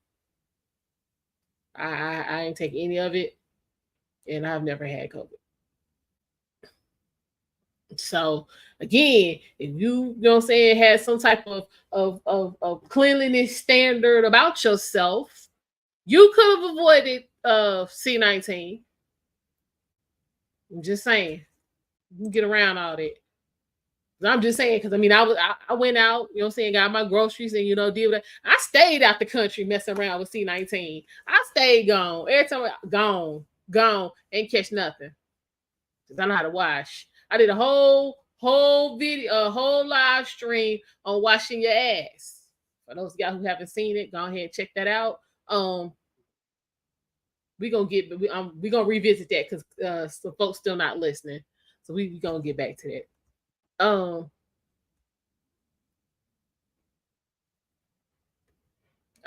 child, I'm taking nothing. I was around old people too. Still didn't take nothing. Because at that point, my mom, yeah, she was still in the facility. So yeah, I'm taking shit. I'm good. We don't want to celebrate. I'm sick of this shit right here with the rainbow community. I'm over that. It's other people in the world who got shit going on besides the rainbow people. Who you fucking? Let's just be real about it. Who you fucking is it just ain't important. It ain't important like that. Again, I'm not saying mistreat and beat on and you know what I'm saying, rob anybody of their dignity because of who they're having sex with. But again, we don't give a shit about who you having sex with. Hold on, we back, y'all. Determined by a coin toss. We're going to begin with you, President Biden. You have 2 minutes. We've made significant progress from the debacle that was left by President Trump in his last term. We find ourselves in a situation where, number one, we have to make sure that we have a fair tax system. I ask anyone out there in the audience or anyone out watching this debate, do you think the tax system is fair? The fact is that I said nobody even making under $400,000 had a single penny increase in their taxes and will not. And if I'm reelected, that'll be the case again. But This guy has increased your taxes because of the deficit. Number one, he's increased inflation because of the debacle he left after the way he handled the pandemic. And he finds himself in a position where he now wants to tax you more by putting a 10% tariff on everything that comes into the United States of America. What I did, when, for example, he wants to get rid of the ability of Medicare for the ability come on. us to be able to negotiate drug prices with the big pharma companies. Well, guess what? We Okay, got it down to $35 for insulin instead of $400. No more than $2,000 for every senior, no matter how much prescription they need. You know what that did? That reduced the federal debt by $160 billion over 10 years because the government doesn't have to pay the exorbitant prices. I'm going to make that available to every senior all along. It's happening now, and everybody in America. He wants to get rid of that. I'm going to make sure that we have child care. We're going to significantly increase the credits people have for child care. I'm going to make sure we do something about what we're doing on lead pipes and all the things that are causing health problems for people across the country. We're going to continue to fight to bring down inflation and give people a break. Thank you, President Biden. President Trump, you now have 2 minutes for your closing statement. Like so many politicians, this man is just a complainer. He said, we want to do this, we want to do that, we want to get rid of this tax, that tax. But he doesn't do anything. All he does is make our country unsafe by allowing millions and millions of people to pour in. Our military doesn't respect him. We look like fools in Afghanistan. We didn't stop Israel. It was such a horrible thing that would have never happened. It should have never happened. Iran was broke. Anybody that did business with Iran, including China, they couldn't do business with the United States. They all passed. Iran was broke. They had no money for Hamas or Hezbollah, for terror, no money whatsoever. Again, Ukraine should have never happened. He talks about all this stuff, but he didn't do it. For 3.5 years, we're living in hell. We have the Palestinians and we have everybody else rioting all over the place. You talk about Charlottesville. This is 100 times Charlottesville, 1,000 times. The whole country is exploding because of you, because they don't respect you, and they have to respect their president, and they don't respect you throughout the world. What we did was incredible. We rebuilt the military. We got the largest tax cut in history, the largest regulation cut in history. The reason he's got jobs is because I cut the regulations that gave jobs, but he's putting a lot of those regulations back on. All of the things that we've done, nobody's never seen anything like, even from a medical standpoint, right to try, where we can try space age materials instead of going to Asia or going to Europe and trying to get when you're terminally ill. Now you can go and you can get something. You sign a document. They've been trying to get it for 42 years. But you know what we did for the military was incredible. Choice for our soldiers, where our soldiers, instead of waiting for 3 months to see a doctor, can go out and get themselves fixed up and readied up and take care of themselves, and they're living. And that's why I had the highest approval rating in the history of the VA. So all of these things, we're in a failing nation, but it's not going to be failing anymore. We're going to make it great again. Thank you, former President Trump, President Biden. Stay with us because we have full analysis of this debate. Anderson Cooper and Aaron Burnett starts now on CNN. Oh, Lord. Okay, y'all. So debate has officially ended. Y'all want to hear this color commentary? Y'all put a one in the chat if y'all want to hear this. Like, y'all just want to sit here and continue to roast these two, because that right there was, that right there was a saying. Would you say, Ricky, taxation is theft? We need to stop asking how much they can. You know what? I'm with it. Everyone will terminate fair share. Okay, that's go. No, that ain't gonna work. Hell no. Because I feel like at this point, as a single woman with no kids, you know what I'm saying, who's gone to college several times and work and do what I should be doing, I feel like I should get a damn break from paying taxes. So no. We gotta come up with something better than that. I feel like I should get a damn break. I appreciate that, Maggie. Yeah, let's see what's going on. Let's see what David talk about real quick. There was not an answer to that particular question, though they did spar going back and forth multiple times. The split screen allowing the country to examine both of these men. And one of the main questions going into the night, because again, as we had mentioned, they both have been president now. Americans know their records. They've studied them. They feel like they know them. This was going to be a test tonight in aptitude. There was that moment not far from the beginning of the debate when President Biden was talking about the debt and talking about taxing billionaires in this country, where he was describing what the effect of the policy that he was proposing would have. And then there was that pause, about 5-6 seconds, where he didn't say anything. And then he went on to say, we finally beat Medicare. A bit of a non sequitur, it seemed. We'll be waiting to see how the Biden team explains that out. Let's get to both camps and find out how they believe their candidates did. Rachel Scott live in Atlanta in the spin room. Rachel, what are we hearing from Donald Trump's campaign tonight? Well, I'll tell you that a senior advisor to the Trump campaign tells me that they let out a huge exhale from the moment that President Biden answered that very first question. Sources within the Trump campaign said they were asking what was wrong with President Biden, what was wrong with his voice. They do feel like the former president tonight stayed on message. And so much of the talk heading into this was, which version of Donald Trump are we going to get? Were we going to get the combative Donald Trump that we saw in that debate in 2020, where he's interrupting? It turned into a shouting match. We did not get that version of Donald Trump tonight. This is exactly what his advisors wanted to see. They wanted to see the former president take questions on tough issues like January 6th, even his legal troubles, and then pivot back to the issues they believe are winning issues in this election: immigration, crime, the economy. We saw the former president do that many times. I will tell you, David, that out on the campaign trail, the former president does use a lot more harsh rhetoric when it comes to talking about certain issues, including immigration. He vows the largest deportation in American history. He says that immigrants are poisoning the blood of this country. He didn't go so far as to repeat any of that incendiary rhetoric that we hear a lot of times on the campaign trail.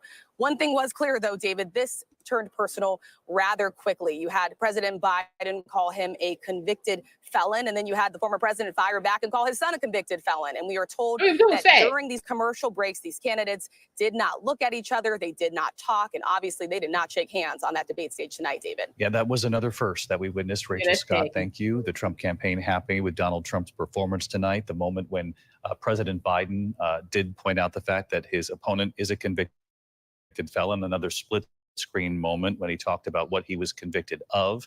There was some head nodding from the former president Donald Trump, which again made for a moment. Unlike there were many moments here that we have seen before. I am curious about that particular moment in the beginning, because so much had been said about President Biden going into tonight. A lot of eyes across the country watching, again, this sort of aptitude test for both gentlemen. One is 78, one is 81 years old. There was the moment, the pause, and it was sort of a non sequitur there just to finish the thought. Any reaction from the Biden campaign tonight, from the White House tonight, on that and the rest of the evening? Yeah, look, there is no question. This is not the night that the Biden campaign wanted or needed. They were going into this hoping that the president's performance would put to rest those remaining concerns about his age and his fitness for office. It is hard to see how what we just saw did that, how it put to bed those concerns. He had a rough start. As you noted, he was rambling. He struggled at times to collect his thoughts. There was that pause. Now, we are told that the president had a cold tonight. Perhaps that did play a role somehow. But the Biden campaign knows that this was not a strong night for them. They are stressing. This was just one night. They know that this race is not going to be determined or won in one night, that they can still go on offense in the days ahead. But this was the largest audience that he had in this race so far. It was a missed opportunity. And I think that is the reaction that you are hearing from a lot of Democrats privately. You know, look, Biden did have strong moments. He did try to hold Trump accountable. They had strong exchanges. He tried to hold his feet to the fire on abortion. He called him out for being a convicted criminal. I think the concern and the real risk here is that the substance, the message is being lost in how it is being delivered. But even on abortion rights, there was a moment when they were talking about Donald Trump and the overturning of Roe, Donald Trump on the campaign trail. And as president, took credit for that. He did deliver. That was a promise he made to his supporters and delivered on that promise. Now he has to answer to that, given he's running for president again. And it seemed in that particular moment, for example, President Biden turned to immigration instead of spelling out the stark differences between these two. And we know this is a deeply personal issue that does divide Americans. Yeah. And he did try to call out Donald Trump, who, by the way, was spewing a lot of false statements and mistruths. And you did see the About president what?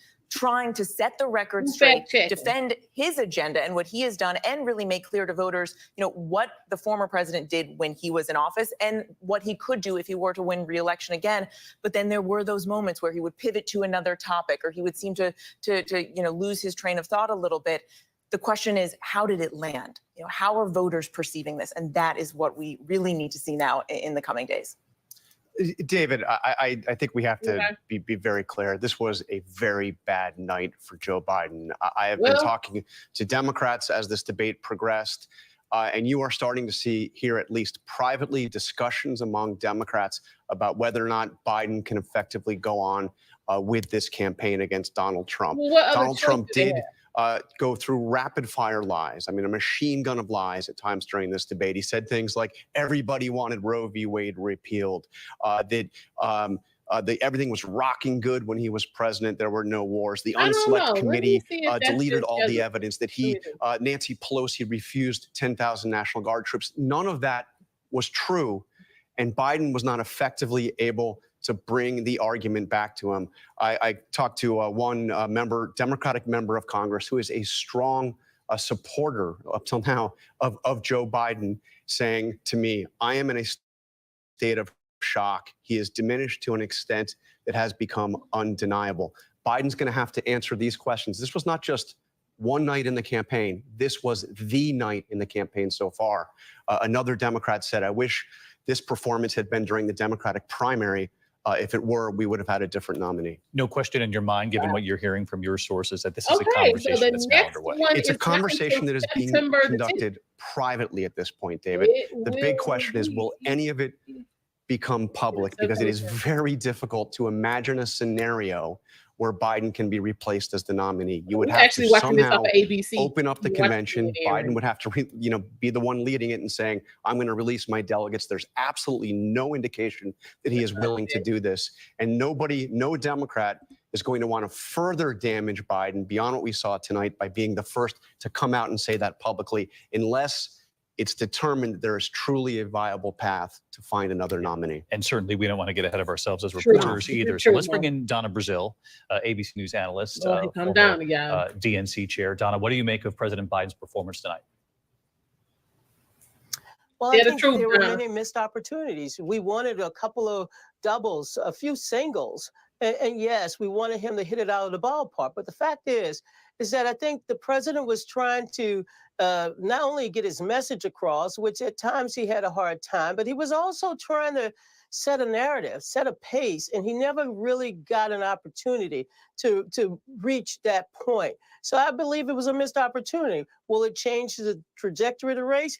Perhaps on the margins, but that's why we have 131 days. Many Democrats are disappointed. Some Democrats are telling me, well, look what the other guy did. He didn't hit it out the ballpark.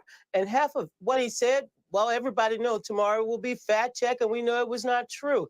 The bottom line is this race is going to continue. There's no effort underway right now that I know of, and I think I would know at least on the third or fourth phone call if there was an effort to replace the nominee. He's still the most experienced person in the race, and I do believe the American people want steady hands at the wheel.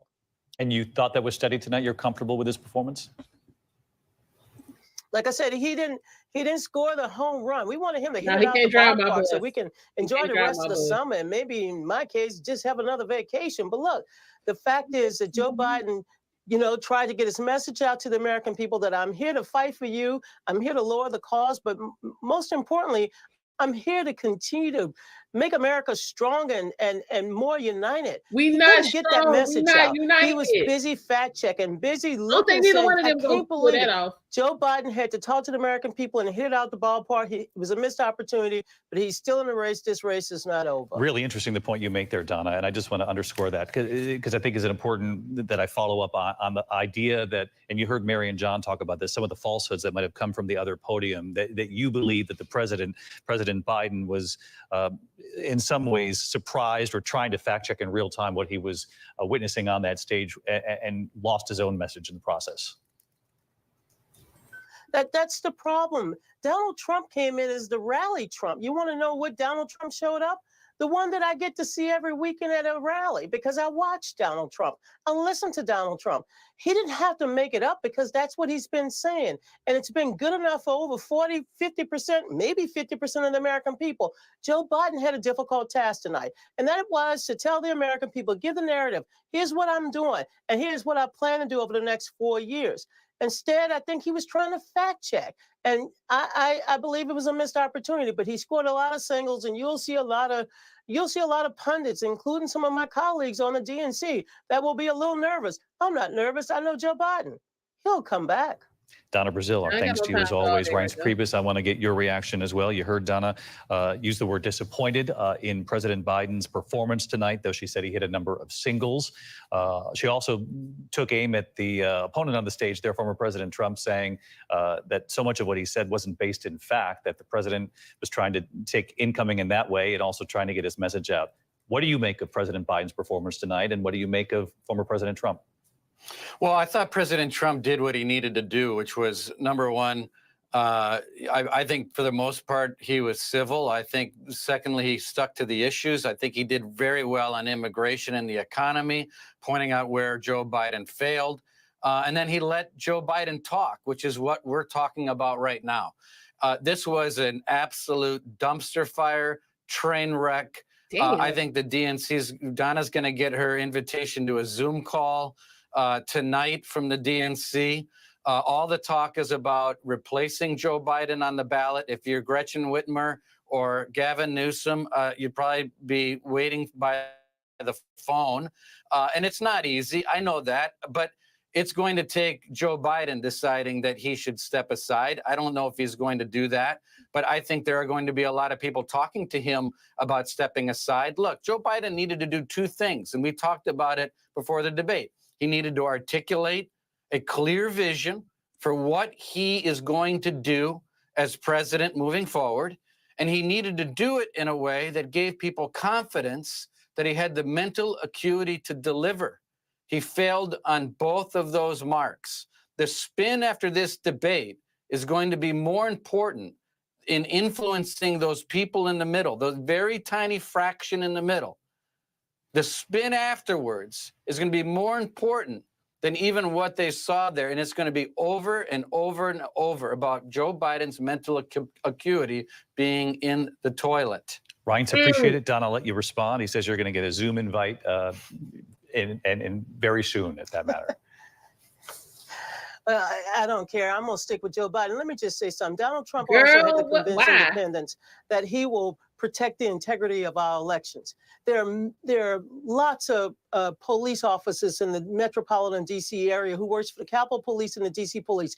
They are still dealing with their injuries. They're still dealing with the trauma. The notion that those Americans came for a peaceful protest is wrong, and that's why I think Joe scored a single on that. She did, Coach. Donna and Reince, we appreciate it as always. I want to bring in our senior justice correspondent, Pierre Thomas. Pierre, you heard President Biden tonight reference the former president for the first time certainly on the debate stage, of course, but for the first time face to face as a convicted felon. You saw Donald Trump's response in that split screen. Indeed, David. And I thought that President Biden got most animated when he was talking about January 6th in terms of the fact that Trump won't acknowledge that many of the people there committed criminal acts. Biden was clearly angry about that, but he did not really bore in on that because of some of the things that Donna was talking about. Also, the fact that Donald Trump is now a convicted felon. President Biden tried to bore in on that. Former President Trump ignored him pretty much on that count, but he did, Trump, over and over again, talk about how Biden had tried to weaponize the Justice Department. The Justice Department continues to maintain that they've been pursuing the facts and the law, and they will continue to do so, David. Pierre, up on Capitol Hill tonight. Pierre, thank you. As always, Lindsay Davis, I think about something you said before we went into the debate tonight, which is America knows these two men. That this is in some ways, and not to sound superficial, but it is an image contest tonight about aptitude, ability, mental acuity. What do you make of what you saw? Image, perhaps even more so than the issues with regard to Joe Biden, at least. And I have to go back to that 538 Ipsos poll that, again, it came out today, but prior to the debate. And so I think that we have those numbers. But Biden mental fitness to be president, only 27% of those who were polled said it was good or excellent. poor or terrible, 54%. So more than half prior to this debate tonight were concerned and feeling that he's poor or terrible mental acuity. As far as on the Trump side, Trump mental health, fitness to be president, good or excellent, 39%, poor or terrible, 46%. So nearly half. I think that Biden had a missed opportunity when he was asked directly by Dana Bash about his age and being 81, how he's going to be going forward mentally. And he talked about how the first half of his career he spent being criticized about being so young. And then he said, look at my record, look at what I've done. I think that a number of people don't want to look to the past. They want to look, can you do it now? At the same time, when Donald Trump was asked the same question, he really just evolved into how about their golf game? It's hard to imagine, Martha, with just a few moments left in this segment, when he pivots from age, when he's asked the central question of the night. Exactly. And he pivots from age, and he did that many times. He just had those pauses. I want to go back to those voters that we started this show with. Did they get their questions answered? One of the few things they got validated was there was this question of age, especially with Joe Biden. Thank you all. We'll be right back in a moment. Right, y'all. We at commercial break. Okay, y'all. So this is how I see it. You know what, decline management, listen, you might be on to something with that, but I'm getting that's her. What you say? Remember, what do you think about chocolate Trump? Fuck your kids buying stuff.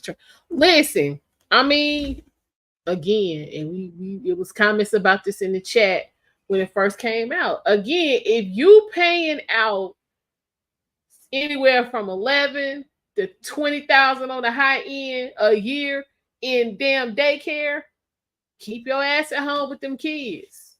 Work is seen to be more for you than it is for the family, because the money is going for somebody else to watch your kids. So cut the middleman out, and that's gonna save your wallet. That's gonna save your mental health, because now you got to be bothered with all that corporate America nonsense, and then you could turn around and raise better kids, so that they don't have to, be going through this same nonsense we going through watching these two jokers on the debate and trying to figure out who we gonna vote for president because you left them at the damn daycare. Let that go. Like, let that go. But again, folks don't want to be bothered with their kids. People's having kids for all kind of reasons. They have shit to do with being a parent and trying to have, cultivating decent, productive citizens. They was on some personal shit. On some, I want you to be with me, and we got to be tied up, and I want some attention, I want some benefits, or whatever the hell it is you was getting for having these kids. So they don't want to be bothered with the kids. So that's what all this daycare bullshit's about. So again, if that's what you want to do, then hell, make it hella expensive.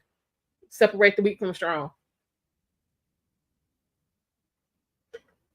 And as far as damn DOJ, fuck them too, because y'all spend all this money and all this time about Trump and this so-called election tampering shit, and all of it's turned into a fiasco. For all of this to get wiped away, when it was real crime you could have been investigating. How about all that, since everyone's talking about saying the black man and don't nobody care about the black people and all that kind of shit, all them damn police killings that went on during Obama's term, and the DOJ declined to investigate, prosecute any of that shit. But we worry about Trump. I'm just saying, this is a waste.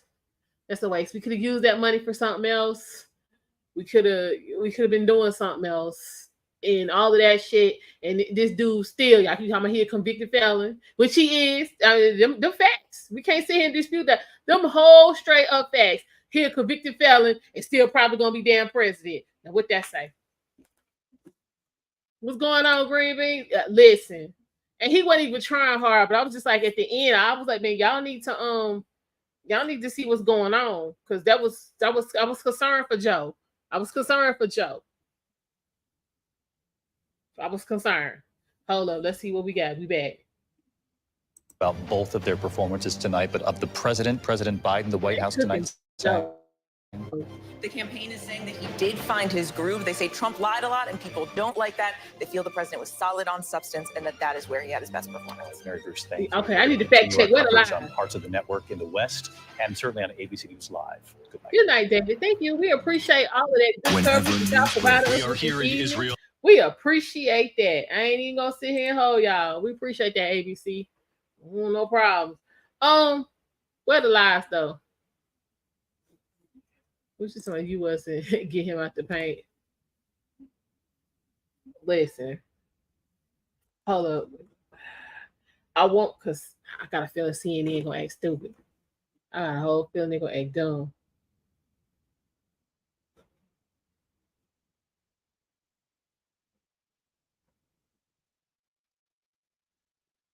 Yeah, I got a whole feeling they're gonna act crazy. Oh, they're doing a recap. Hold on, let's see who got a recap show. Listen, y'all, I'm just saying. Here's somebody nothing cooking with these two old white men. I'm just saying. We as Black people, and I think I'm going to go ahead and wrap this up, because that is the reason I show this, because I'm all about hitting the reset button on the Black community, and this is one of the ways that we have to start. We have to get involved in politics. We have to come together. We have to, go to these politicians with some demands. We got to put our money. What did Trump say? He was like, shit, y'all over here at the damn NATO. He was like, look, I told these motherfuckers, put up or shut up. I ain't paying all these bills. You got to pay to play. So we need to get on there. Everybody else paying to play. We need to start paying to play too.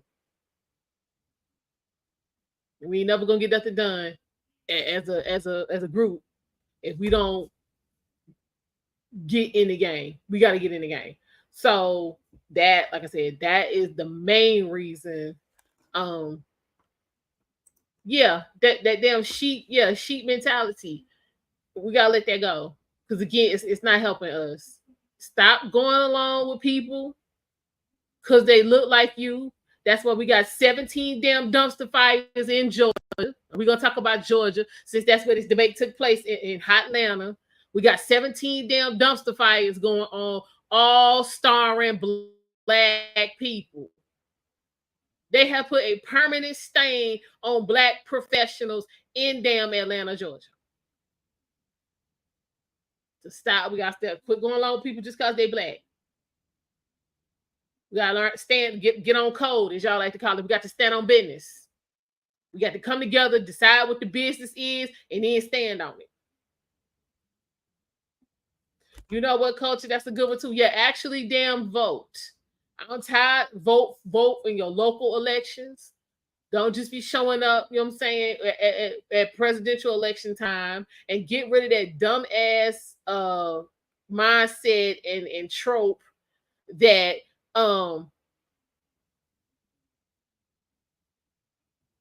what's the meaning to be going on when she was like, I told you to do Biden? Well, he's like, I voted independent or something. She's like, I told you to do. Now that's a vote for Trump. No, your vote is who the fuck you vote for. If I go into the booth, well, we don't really have booths or whatever. If I go behind the curtain and I write in damn Kevin Samuels, that's who the fuck I voted for. That ain't a vote for Trump. That ain't a vote for Biden. That's a vote for fucking Kevin Samuels. Cut this shit out, Black people, because we the ones get that goofy shit going. Now, the way that works is,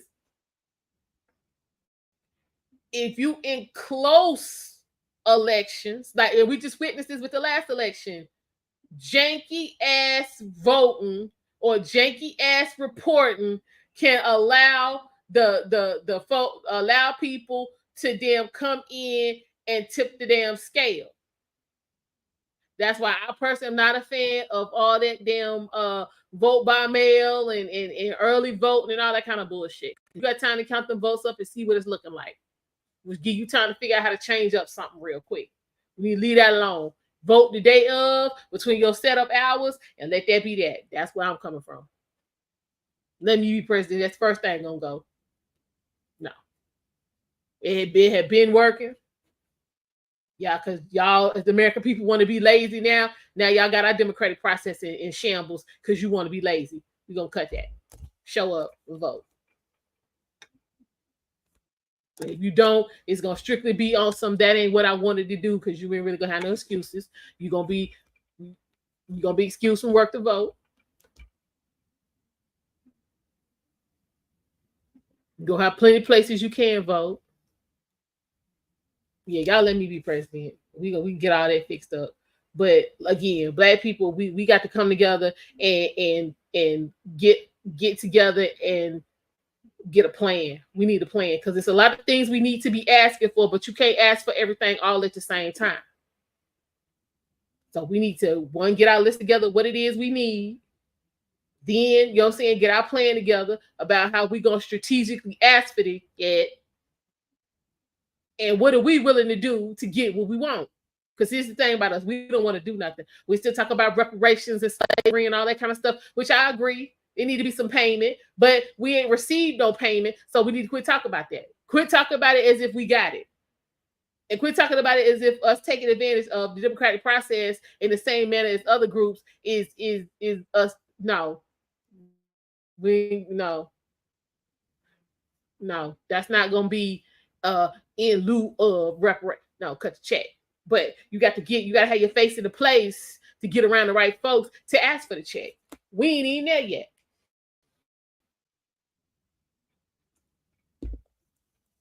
What you say? You know that works too. How about we actually know the tax code and pay them before open? And that makes sense too. Yeah, vote. Yeah, it is. It's straight okie doke. You right. Mm-hmm. So what Phil Scott talk about? Let me pull him up. Let's see what he talking about real quick. I'm just saying.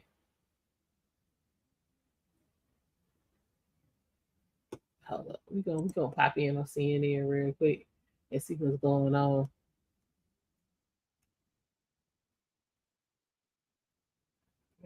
Still face off. Black conservatism.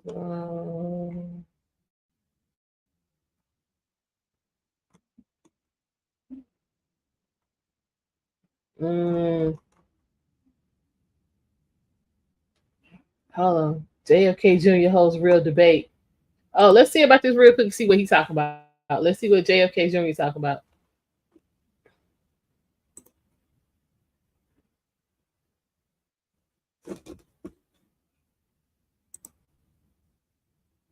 That I wouldn't be here. I don't mind being here. The only reason I'm here is he's so bad as a president that I'm going to make America great again. We're going to make America great again.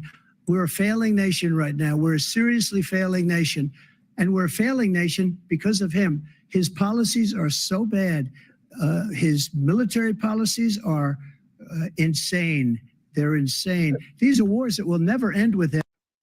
He will drive us into World War III, and we're closer to World War III than anybody can imagine. We are very, very close to World War III, and he's driving us there. And Kim Jong-un and President Xi of China, Kim I have Jong-un no of North idea if Korea, that's true. all of these, Putin, they don't respect him. They don't fear him. They have nothing going with this gentleman, and he's going to drive us into World War III. You want a World War III, let him follow and win, and let Putin say, do what you want, NATO. Just do what you want. There's a thing called Article 5. An attack on one is an attack on all, the required response. The idea, I can't think of a single major leader in the world who wouldn't trade places with the job I've done and what they've done. Because we are a powerful nation. We have wonderful peace because of the people, not me. It's because of the American people. They're capable of anything, and they step up when they're needed. And right now, we're needed. We're needed to protect the world because our own safety is at stake.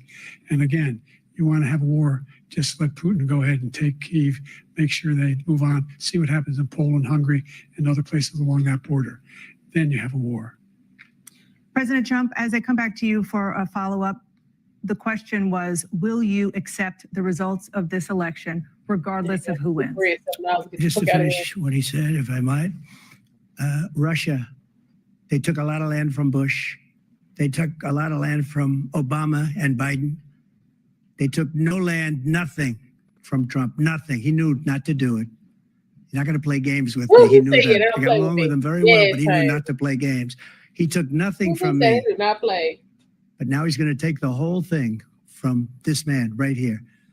That's a war that should have never started. It would have never started ever with me. And he's going to take Ukraine. And, you know, you asked me a question before, would you do this? He's got us in such a bad position right now with Ukraine and Russia, because Ukraine's not winning that war. He said, I will never settle until such time.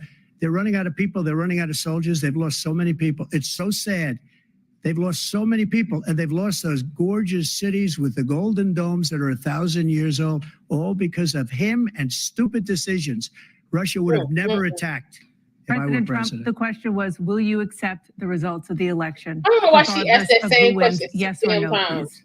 If it's a fair and legal and good election, absolutely. I would have much rather accepted these, but the fraud and everything else was ridiculous. And if you want, we'll have a news conference on it in a week, or we'll have another one of these in a week. But I will absolutely, there's nothing I'd rather do. It would be much easier for me to do that than I'm running again. I wasn't really going to run until I saw the horrible job he did. He's destroying our country. I would be very happy to be someplace else, in a nice location someplace. And again, no indictments, Where you see that no at? political opponent stuff, because it's the only way he thinks he can win. But unfortunately, it's driven up my numbers and driven them up to a very high level because the people understand it. Let's see what your numbers are when this election is over. Let's see. You're a whiner.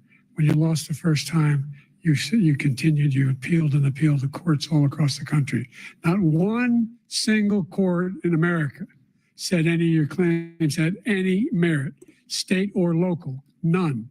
But you continue to provoke this lie about somehow there's all this misrepresentation, all this stealing. There is no evidence of that at all. And I tell you what, I doubt whether you'll accept it because you're such a whiner. The idea, if you lose again, you accepted anything, you can't stand the loss. Something snapped in you when you lost the last time. And that's it for the CNN debate. This is your forum. You get the final word. But just one observation is that listening to them, America is in terrible decline. Damn, homie. But I don't see people risking their lives to leave America or to go to many other countries. They want to come here. And you say the middle class is disappearing. It's true, it's getting smaller. North Carolina, But the data show mostly because they're going into the upper class. I think America is doing pretty well, and we just need you politicians to leave us alone. I do want to make an observation about President Trump's final point, which I think is a very, very important point for Americans to understand. We are closer to nuclear war right now than at any time since 1962. This week, we did something extraordinary that was hardly covered by the press, which is we fired a missile in coordination with Ukraine into a series of missiles into Crimea with cluster bombs, which every nation in the world except for us and North Korea says is a war crime. We dropped them on a civilian population, people who were sitting sunning themselves on a beach. And we killed a lot of children. And the previous week, the Russians are in Cuba firing missiles because they've warned us. We are going to win lose the war in Ukraine. I've said that from the beginning. We cannot beat Russia and the Ukraine. They cannot allow themselves to lose that war. They've been invaded 3 times through Ukraine. Last time they were invaded, the Russians killed, Hitler killed 1 out of every 7 Russians. They're not going to let us put NATO in Ukraine. They cannot do it. It's absolutely critical for their national security, and we need to recognize that. And we are pushing toward a war with a nuclear power that says they will use nuclear weapon if they're pushed to the edge. They have 2,500 more nuclear weapons than we do. They have better defensive weapons, and we cannot fight a world war anymore. Because of hypersonic missiles, we couldn't get 1 million men across the Atlantic. Even worse, we do not have an industrial base like we did before World War II.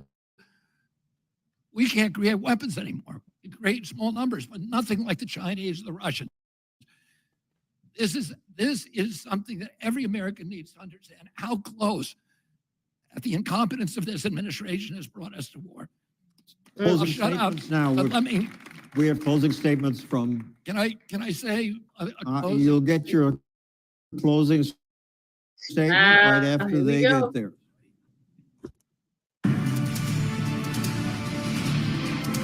It is now time for the candidates to deliver their closing statements as predetermined by a coin toss. We're going to begin with you, President Biden. You have 2 minutes.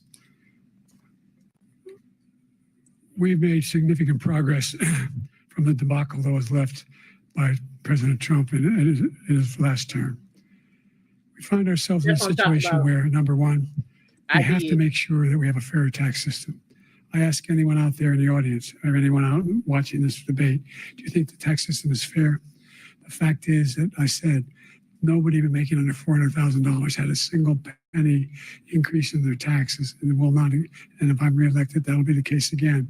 But this guy has increased your taxes because of the deficit. Number one, he's increased inflation because of the debacle he left after the way he handled the pandemic.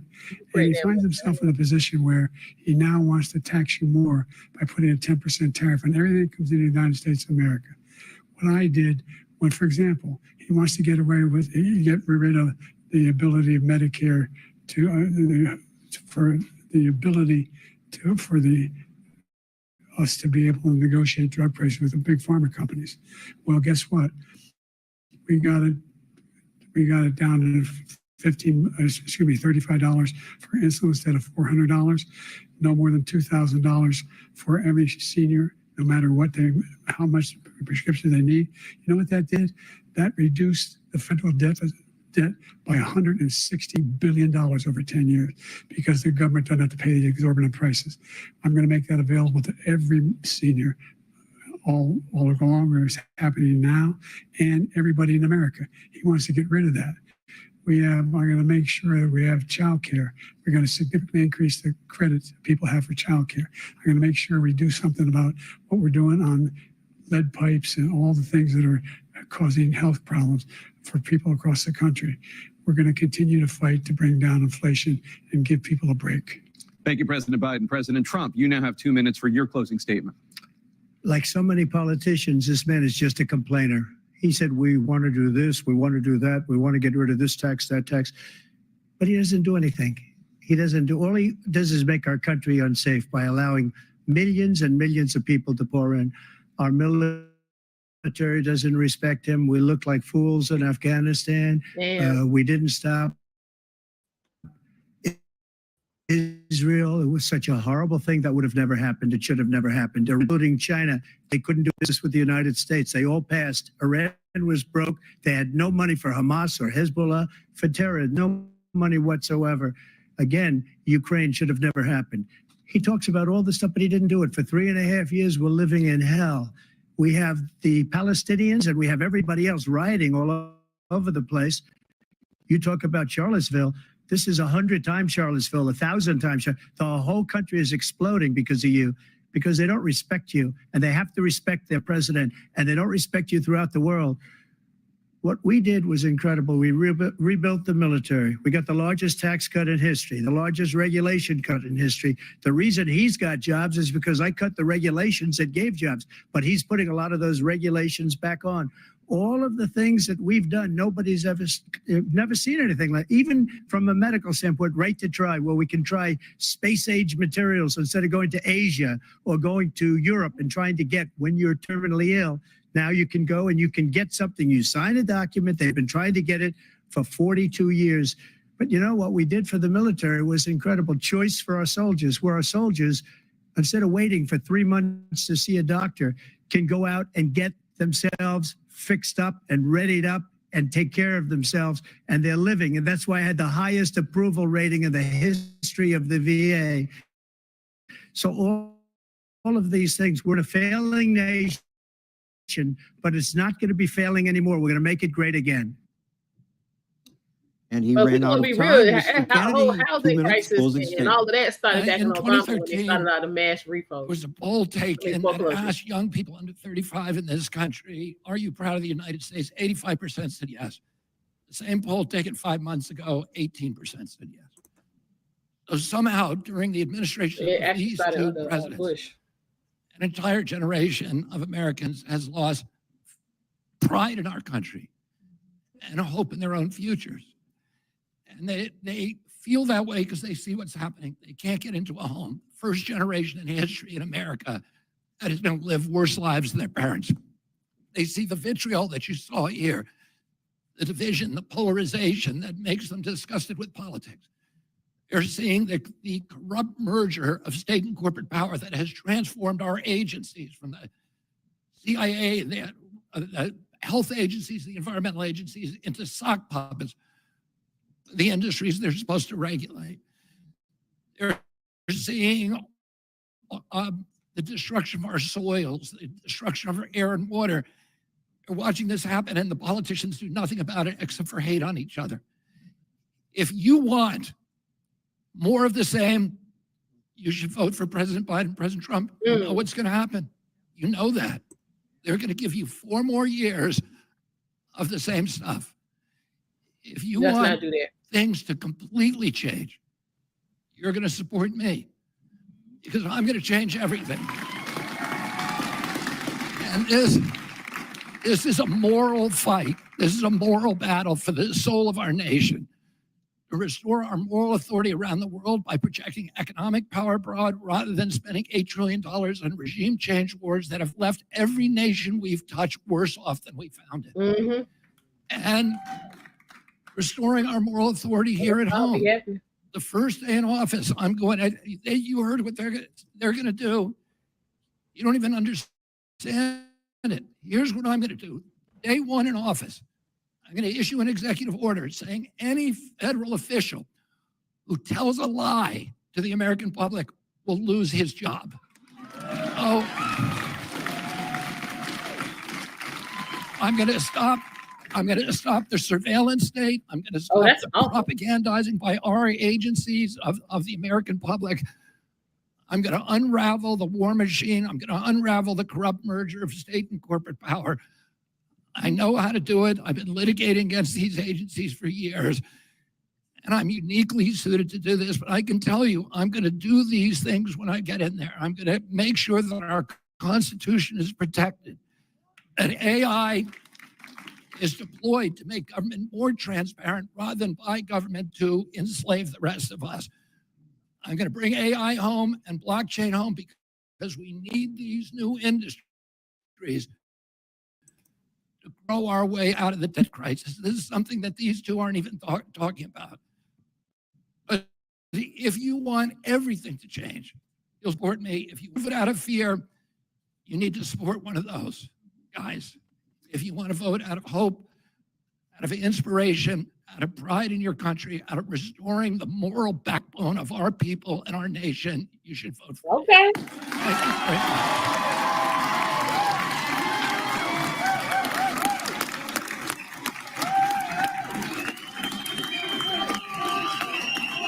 Right, I think on that, Brandon.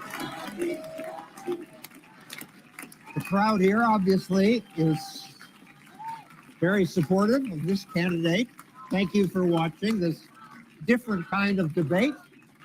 That was cool though. I don't know what you learned, but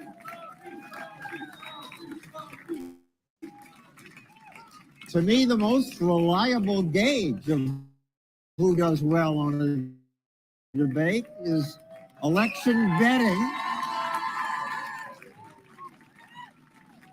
And I can report after this debate, Biden is down 13%. Trump, Gavin Newsom, Kamala Harris, and Mr. Kennedy are up. Thank you and good night. Good night.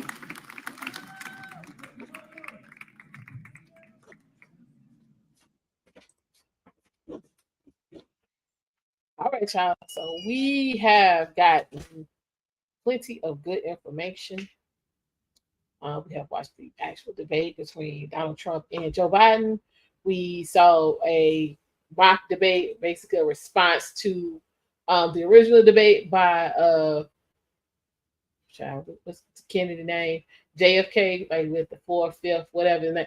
Well, anyway, one of them Kennedy boys. Yeah, Kamala need to go sit down. We ain't about taking her serious. But again, that's the sisterhood, because they think it's saying go ahead and re-elect Joe, and then if Joe drop dead, then she get to be president. Hell to the no. Why would you want that to be your claim to fame? Like, not the people voted me in because they trust, you know what I'm saying? I got together. I got in because the old boy died. You trying to do that Lyndon Johnson shit. We ain't got time for that. Yeah, Joe O. Yeah, Joe O. And we ain't even finna sit here and debate none of that. Joe O. Yo, we ain't gonna debate not nary bit of that. Yeah, she been a pawn. They all a pawn. Because again, if you're not a pawn, you're not gonna get the opportunity. If you really, you know what I'm saying, in there on some black power with some Afro sheen type of time, you ain't getting no opportunity. You can't be no black woman in there hollering about black power with your Afro married to no black man.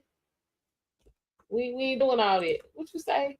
Kamala smile, her chin disappeared. Child, not the Mac tonight. Yo, that was my dude. That was my dude. Y'all remember? Some of y'all remember that commercial. Yeah, that was my dude. All right, y'all. We're gonna go ahead and wrap this up. I appreciate each and every one of y'all hanging out with me this evening so we can check out this debate. I will be back tomorrow. We're gonna get into something I mentioned earlier about, you know what I'm saying, these black professionals these folk down in Atlanta putting a permanent stain on black professionalism. We're gonna get into that. I got a couple of things. For foolishness and fuckery Friday. So again, y'all, I'm I-78. I do appreciate y'all hanging out, and I will see y'all later. Everybody take care. Bye.